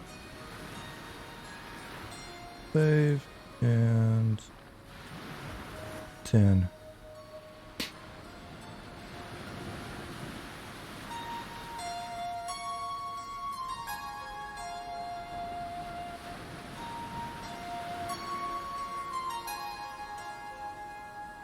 Ryan, if you're ever around to chat behind the scenes, would you be willing to gossip? If you're not willing to gossip, then I don't know if it's worthwhile.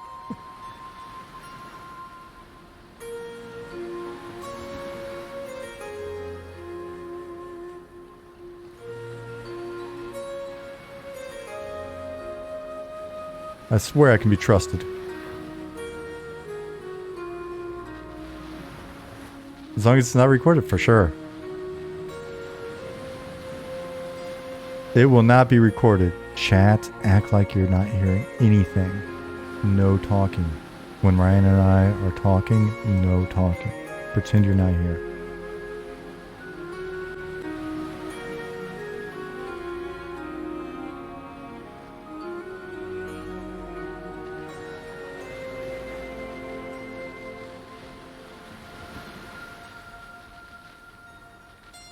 Watching Goblin draw a goblin last night, pretty immersive. It's also pretty meta.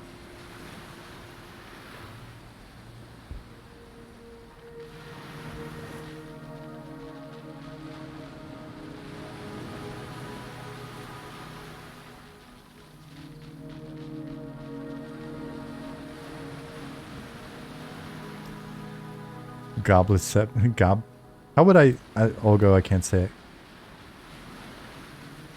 Goblinception. There we go. I nailed it.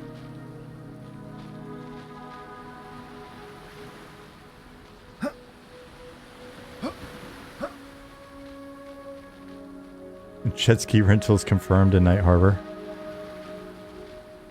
Maybe though, at some point there'll be like a wagon salesman or something.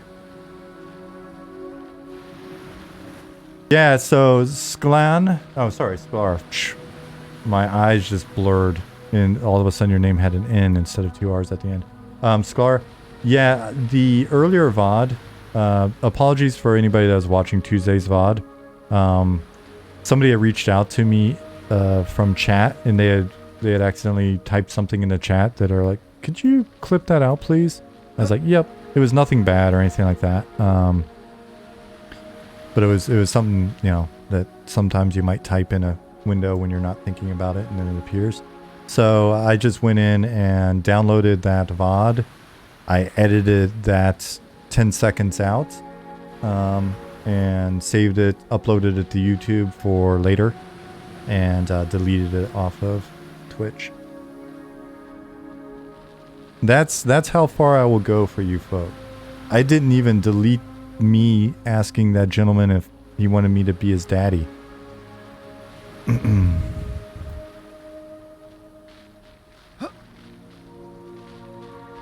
As unprofessional and embarrassing as that was later.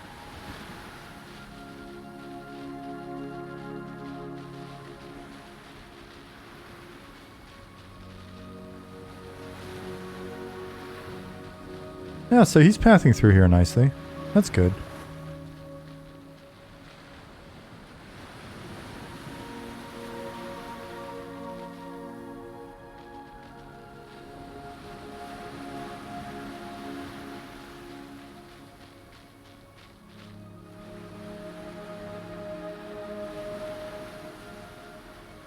Alright, so if anybody in here is new, this is our Discord and this is our website. Monsters and Memories. Check out the FAQ. Check out our updates. We just added a new update, but all the old updates are still worth checking out, to be honest with you. Lots of unique art and concepts and other stuff, little videos. Hey, buddy. Excuse me. And if you have questions, hit us up in Discord. I will be on vacation for the next 2 weeks. Does Night Harbor have dark mode? Kind of bright on the eyes at the moment. Yeah, I can do that for you. Time. Swedish keyboard. Time set. 5 p.m.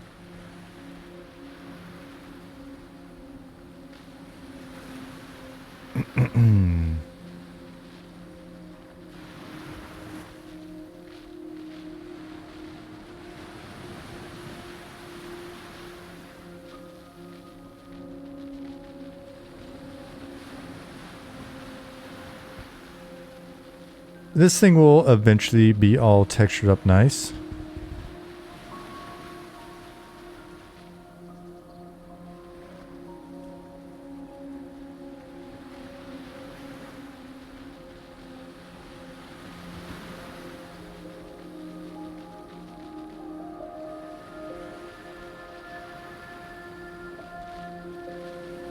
Cool.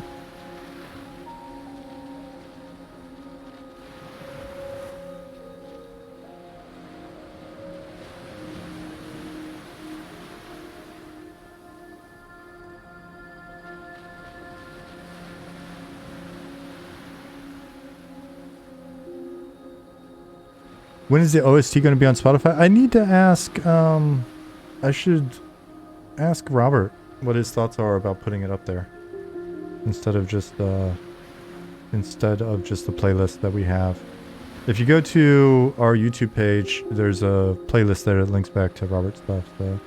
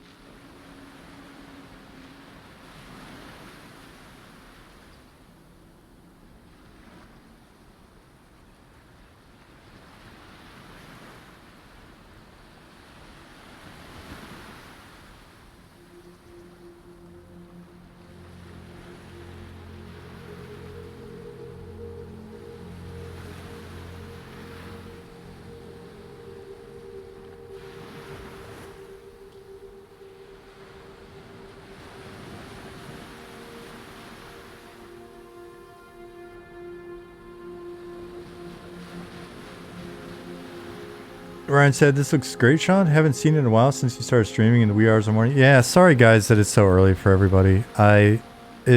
With Jasmine's work schedule, it's just turned out to be so much better for us to be able to just have the evenings.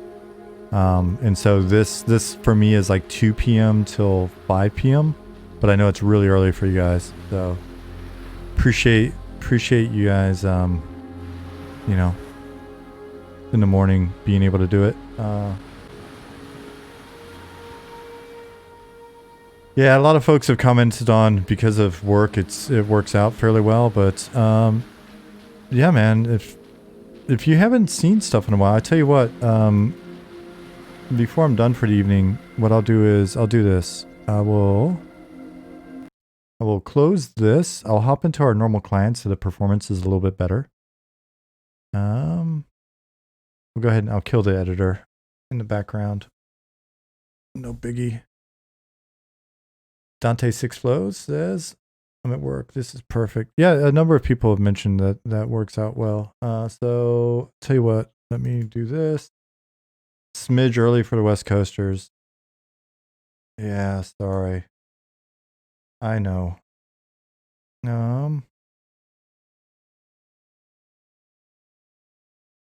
So Jasmine said, "As much as it'd be nicer if this was later, the stream has gotten me through many a boring Teams call." I'm glad we could help. And don't forget the other guys, they stream at better hours for you. So Pattis and Zukin and Goblin. So if you want to see concept art and character work and environment artwork, definitely check out their streams. If you're part of our Discord, you'll get a notification that I'm launching right now.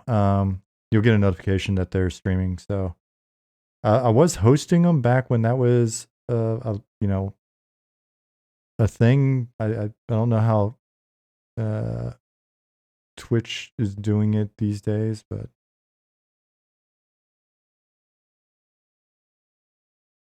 launch game. Cool. Oh yeah, the error may have happened after this.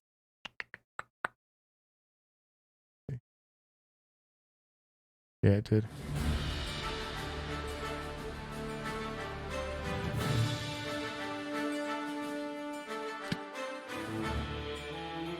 Development server, y'all.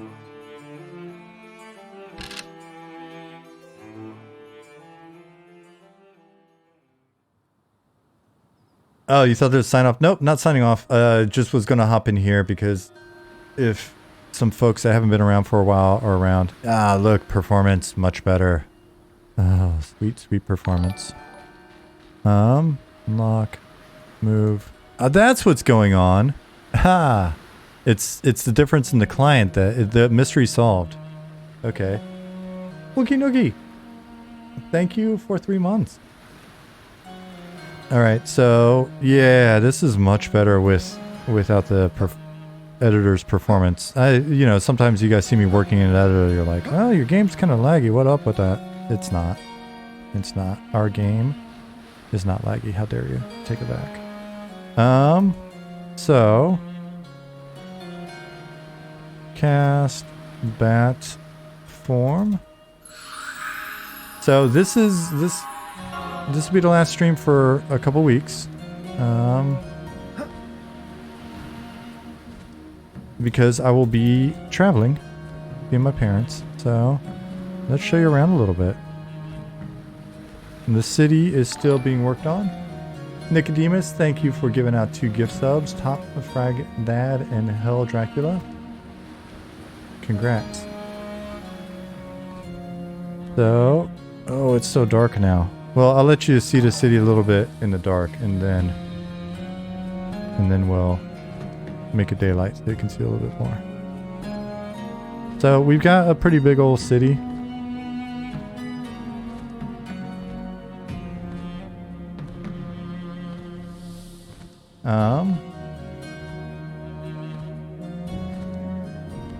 But we're going to make use of it. We've got plans.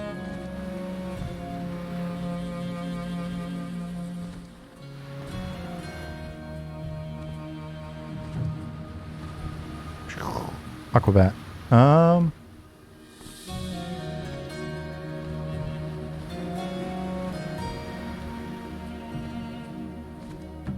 Next stream will be roughly the 28th, correct, Nicodemus?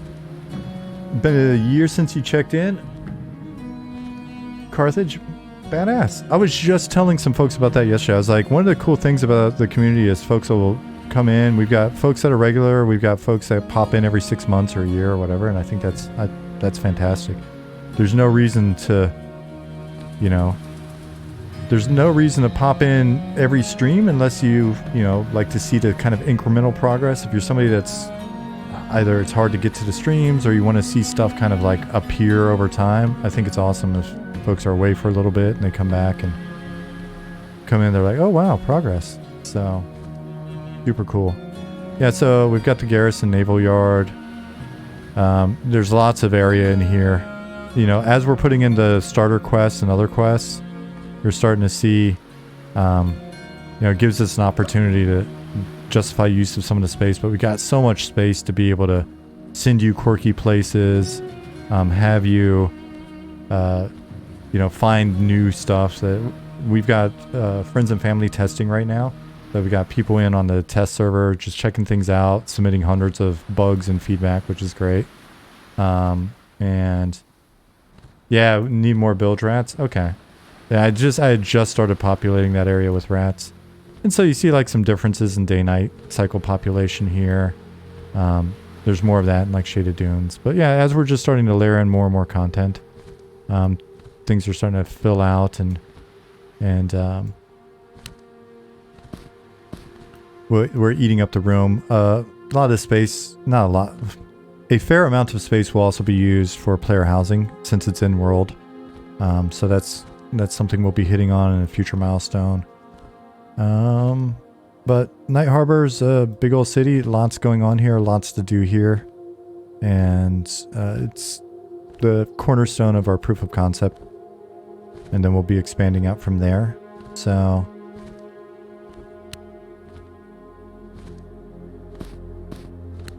the Thirsty Glance, yeah, it's a tavern. Hope you like the name. So yeah, if you guys, those of you that haven't been here for a year or it's been a little while, a lot been going on.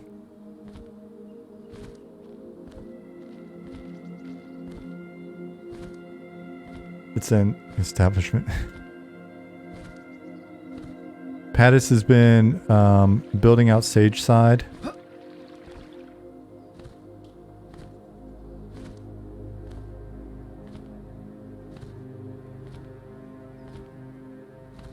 100% chance of 2 shirtless dudes being in that bar. It's, I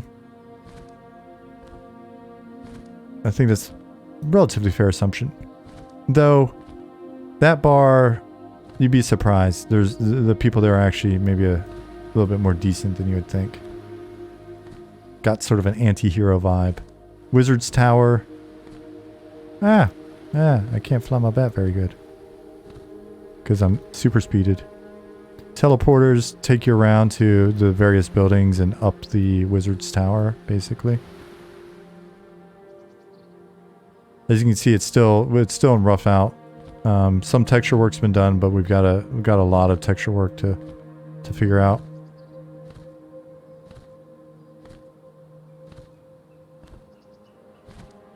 So coming along, Sage Side is coming together. Then we need to do Riverbend, High Point Terrace here, and a few other things in there. And then we'll basically continue to just sort of refine things and continue to put in content. Will there be a Feather Fall spell so we can jump off that tower? Hell's Ridge, I think it's very, very possible. So zone. Shaded Dunes.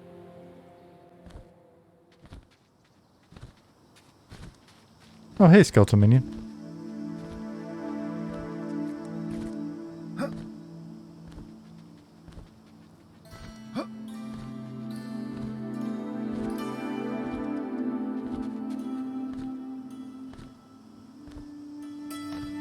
Doom Swoop. We need to fix fishing in Night Harbor. Wonder if there's a fishing hole near a temple. That would work, right? Little fishing camp. A few other camps out here. Bandit Camp, Ashira Camp.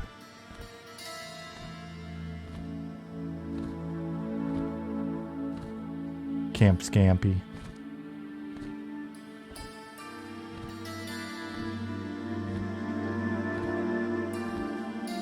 I'm giving you guys like this super fast tour.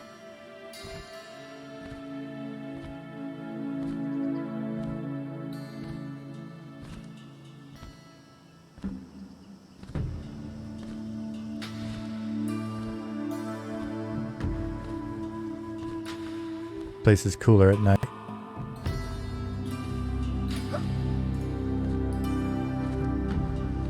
What's going on with these guys? All right, time set. 5 p.m.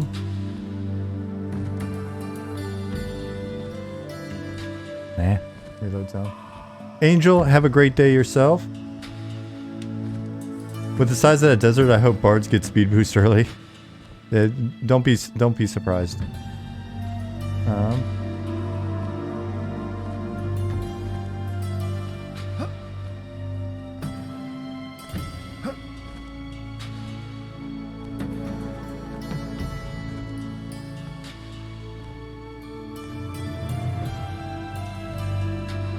The view of the city from Shaded Dunes at night is amazing. Yeah, so I'll once the sun goes down, we'll check that out. So we've got Fallen Watch up there. Vale of Zentar through here. It's just kind of blocked out at the moment. Do you have some vantage points where players can see this themselves? Yeah, so within Night Harbor for sure. And when we're redoing some of Shaded Dunes, we'll probably give a couple different higher points so that you can see some of this stuff. Will there be a difference in what type of fish you can catch based on body of water and season? Subnatural, yeah, there will be. I think we already do that now. What's up with the tower on the cliff with the green glow? I haven't seen that up close yet. You haven't seen it yet. It will be, this is very placeholder. It'll be redone. And that'll be Fallen Watch, and that'll be kind of like the cap on our yep. Got some smugglers over here.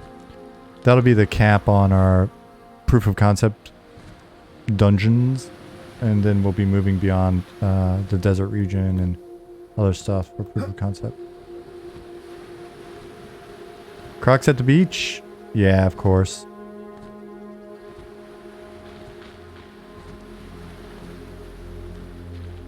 Crocodile.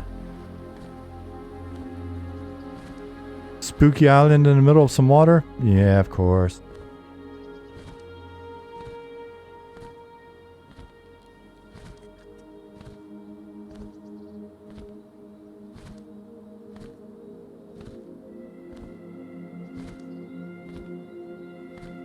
Chaos Flux, you never know what you'll find on the beach.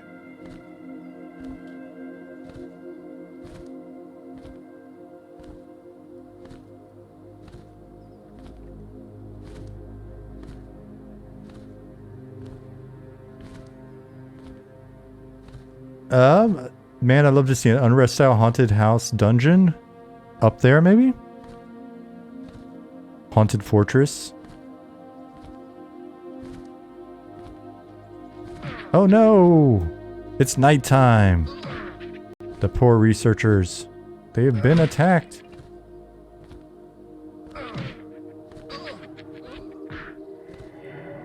Unrest style dungeon needs its own zone? Oh, it would be its own zone. Don't you worry. Now, haunted houses separately. Are you attacking me? Really? Are you attacking me?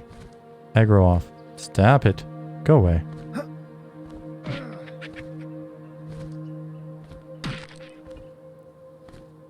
So yeah, day-night cycle example.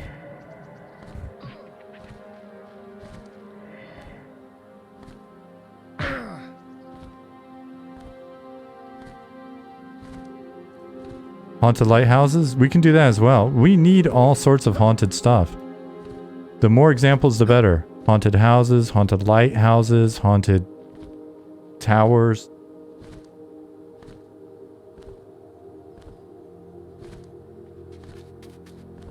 Apparently my minion is still aggroing shit, so that's kind of funny. So. Haunted toilets, proven 22x, fair. Haunted toilets.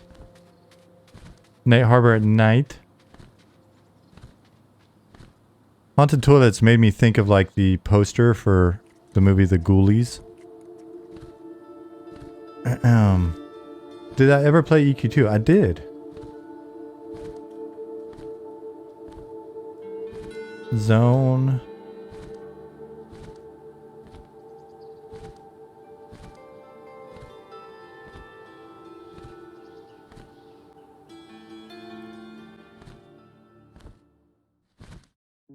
Jerry, you saw the Ghoulies as well? Awesome.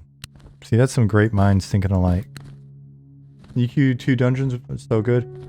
Yeah, there is a lot of just really awesome environment stuff going on in EQ2. Ugh, need a light source. Summon a torch. Get rid of my burned out one.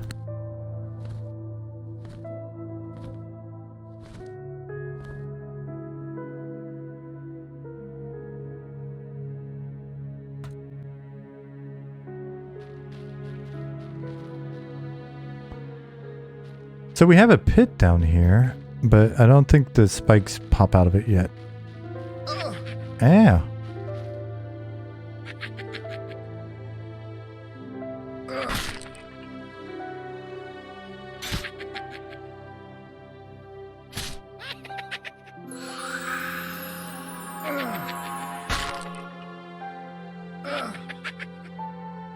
I'm just casting spells to cast spells, to be honest. What you got? Bone chips? Those are always good. Damn, that spell effect looks great. Yeah, that's why I casted it. It's fun.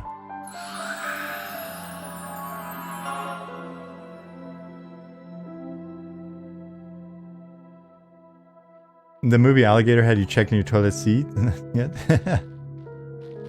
The 80s had some sketchy movies. Prefab stops fun. I haven't figured out why though. Yeah, I remember you mentioning that. We'll figure it out. Wait, I already got magic resist.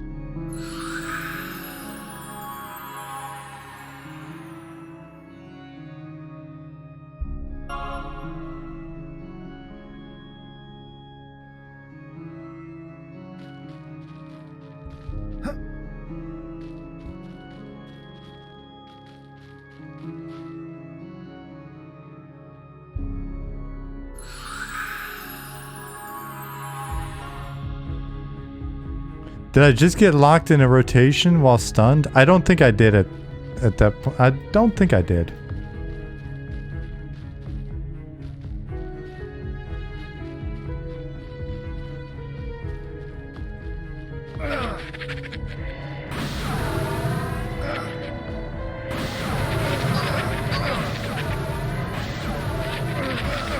Oh my god, I am just getting blasted. Oh, I guess I did. I did. I turned off aggro. I never asked, so Eminem will have 10 spell gems instead of 8 from EQ. What we got now?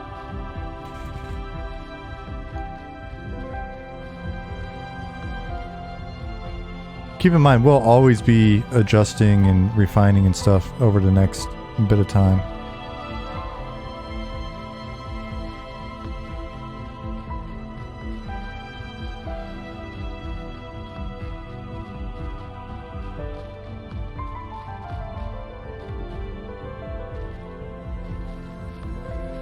This is where I always make the mistake and don't go to the right place. Am I going to the damn same place again every single time I do this? Every single time I'm in here.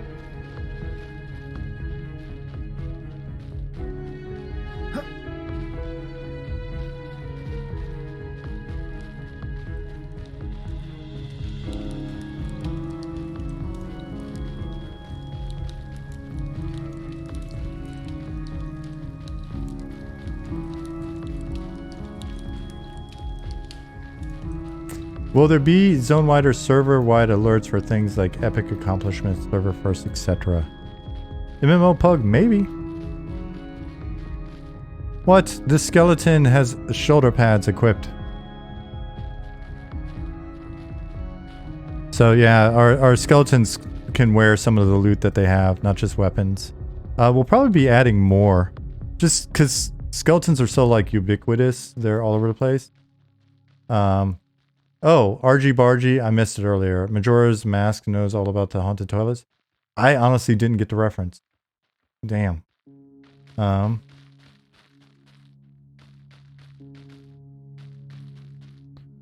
Those of you that haven't seen it before, Skeleton Mage wearing a robe. Yeah, we don't have robes yet, but they can definitely wear like a cowl, the hood, and a cape.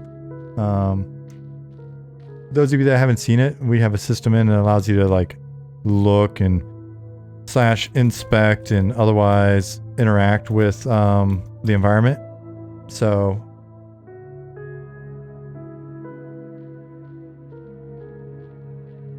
check out some of the, you can check out some of the streams where we get into that deeper. It's a whole system with a bunch of herbs and interacts with our inventory and spells and all sorts of other stuff, so that's pretty cool.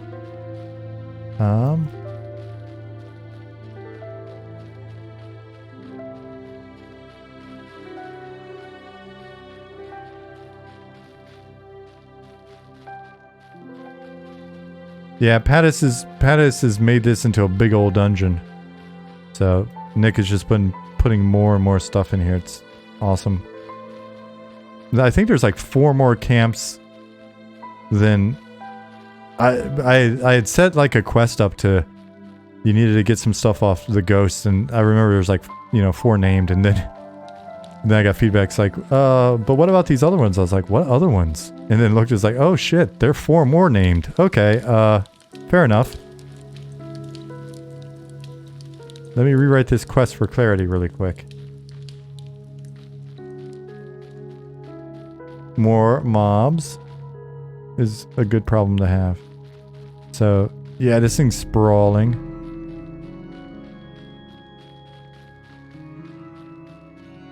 Oh shit. Oh shit, I fell in the pit.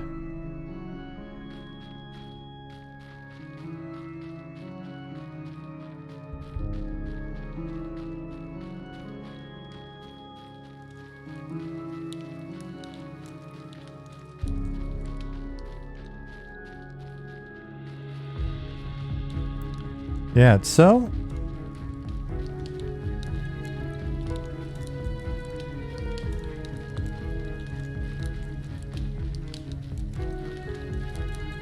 coming along. I don't mind claustrophobic areas, but hopefully there are dungeons that have bigger space areas. Dungeon reminds me a bit of a Fallen with brown palette. Paul of Apollo confirmed. Throw Gynox in here. Yeah, so the next dungeon will definitely have a very different feel. We've already got plans. It'll definitely have a very different feel. Will this dungeon be its own zone? If not, how will I ever train? It is its own zone, so you can train to zone here. And you will train to zone here. And we are using zone lines. We're a fan of zone lines. So, little deep beetle is up here.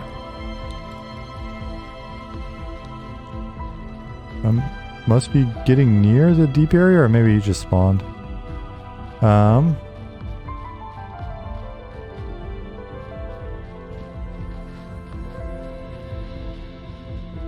So different zones or different dungeons will have different feels.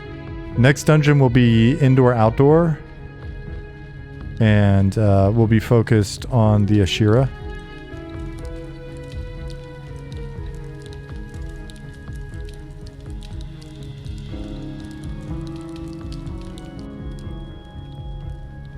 This room's pretty dope. Looks like the dungeon entrance.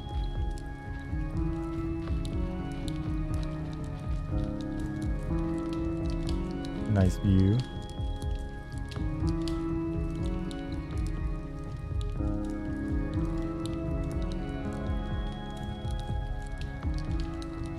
Bolaire says, well, non-caster hybrid classes have a variety of abilities, so they're not auto-attack based like they were in EQ.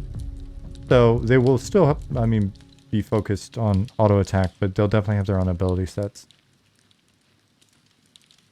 So I'm going to zone back to the beginning of the dungeon, and then I'm going to walk out of it. And then you can see the entrance.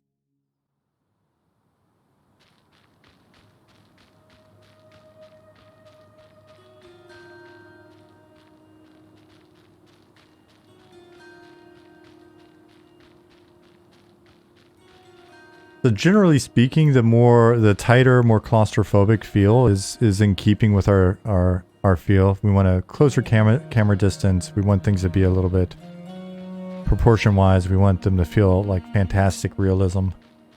Claustrophobic dungeons are fun, but we'll absolutely have some variety. And then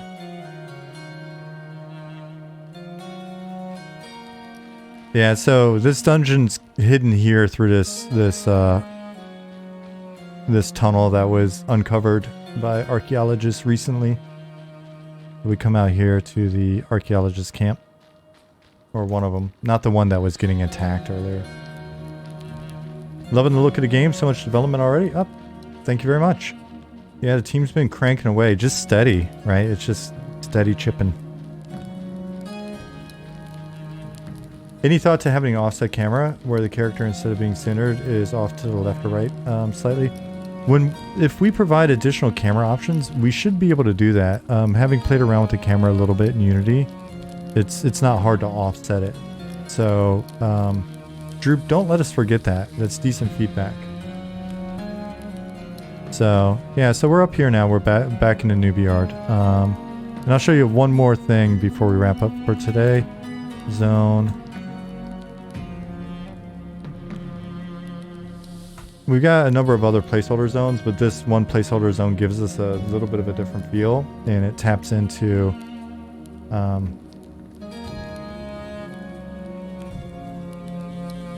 we'll see if I zone. Yeah, okay. And so it taps into, there's some question about like the deep races and plans for our deep regions. And so one of the things, this is very placeholder, just kind of put together zone. I had like slapped it together and then Pattis had put some mushrooms and lighting and stuff in here. So we'll be redoing this to actually be a river. And the river will lead from an underground dock in Night Harbor. And we'll take you along basically take you along through a river, through these underground zones. We want to provide an underworld as well as an overworld, and so river will go through and take you to one of the other cities eventually, and there will be like a kind of a, you know, an Ocean of Tears style zone. I was talking to Luna about it, and she had a great name for it. So it'll be the interstitial sea, because we'll have seas and lakes and rivers and oceans under the ground as well. And so there'll be a boat ride that you can take that takes you through these few zones. And then when we expand the region,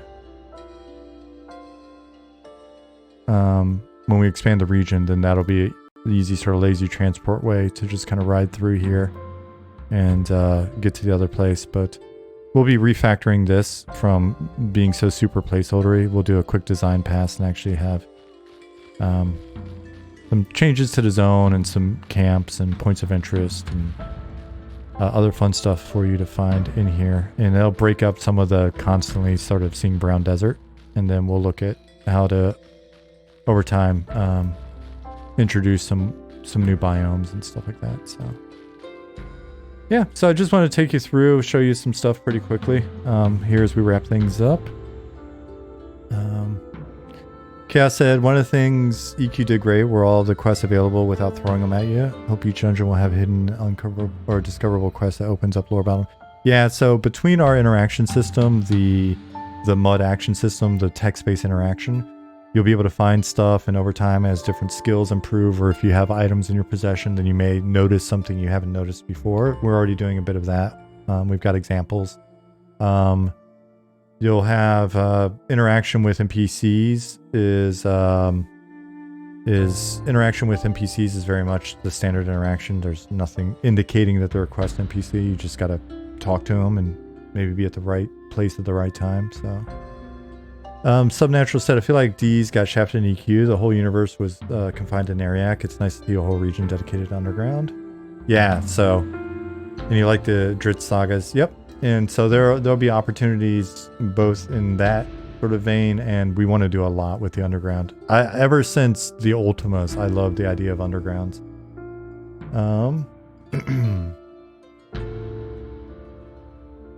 Volero is asking if we thought about introducing talent tree or for greater character complexity depth. Maybe not talent tree, but we have been talking about some things that may lead to some interesting complexity and depth. So keep an eye on Discord and just kind of keep an eye on development over the next few months, and some of that we'll see how that shakes out. But we were just talking about some stuff like that.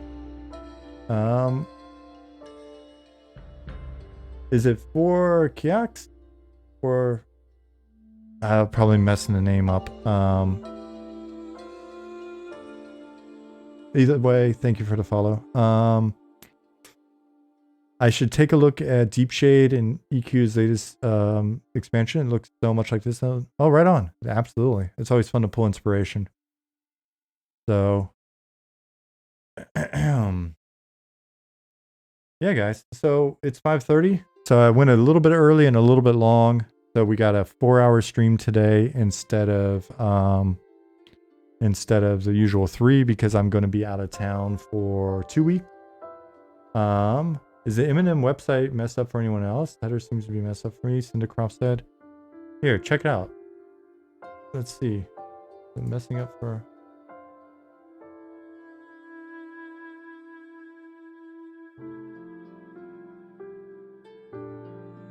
Seems fine for me so far.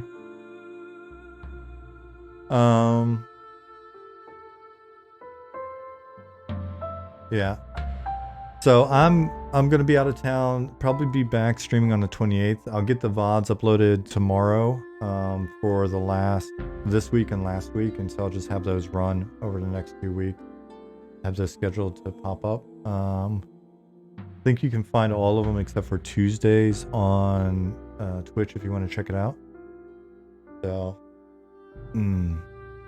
and thank you very much. We will definitely try to be as safe as possible, and we'll get back and keep at it. In the meantime, Be sure, if you're in our Discord, keep an eye on a notification so you can see Pattis and Goblin and Zukin. I got that out of order.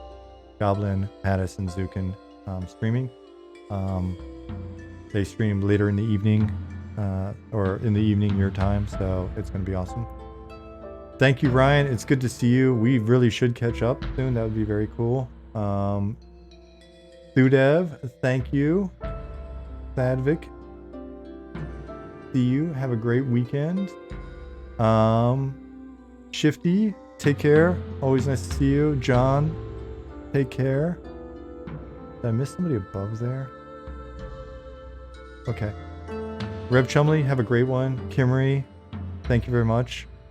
Murix, see ya. Zube, thank you. And see you. PDC Retro, bye. Carthage, thank you. See you. Chaz Solo, always good to see you. Is that it? Cool, man. Yeah, no puppy on the lap this morning, this afternoon, this evening. Hell's Ridge, thank you very much. We're definitely going to try. We're going to eat boiled peanuts and think of you guys. And I'll keep an eye on Discord and stuff as well. So be around. If you follow my my personal Discord, maybe I'll post some pictures and shit. Yeah, Pup's already. He's going spend a night party for 2 weeks. Poor guy. All right, guys. Have a wonderful weekend. Thanks again for being here, especially those of you that haven't been here for a while. It's awesome to be able to show the progress to you. It's continuing to move along, man. No joke. Broke MF, thank you. See you. Tschüss. Herr Olgo. Schönes Wochenende. All right, guys. I'm gonna click the button now. I'll see you in Discord. Have an awesome time.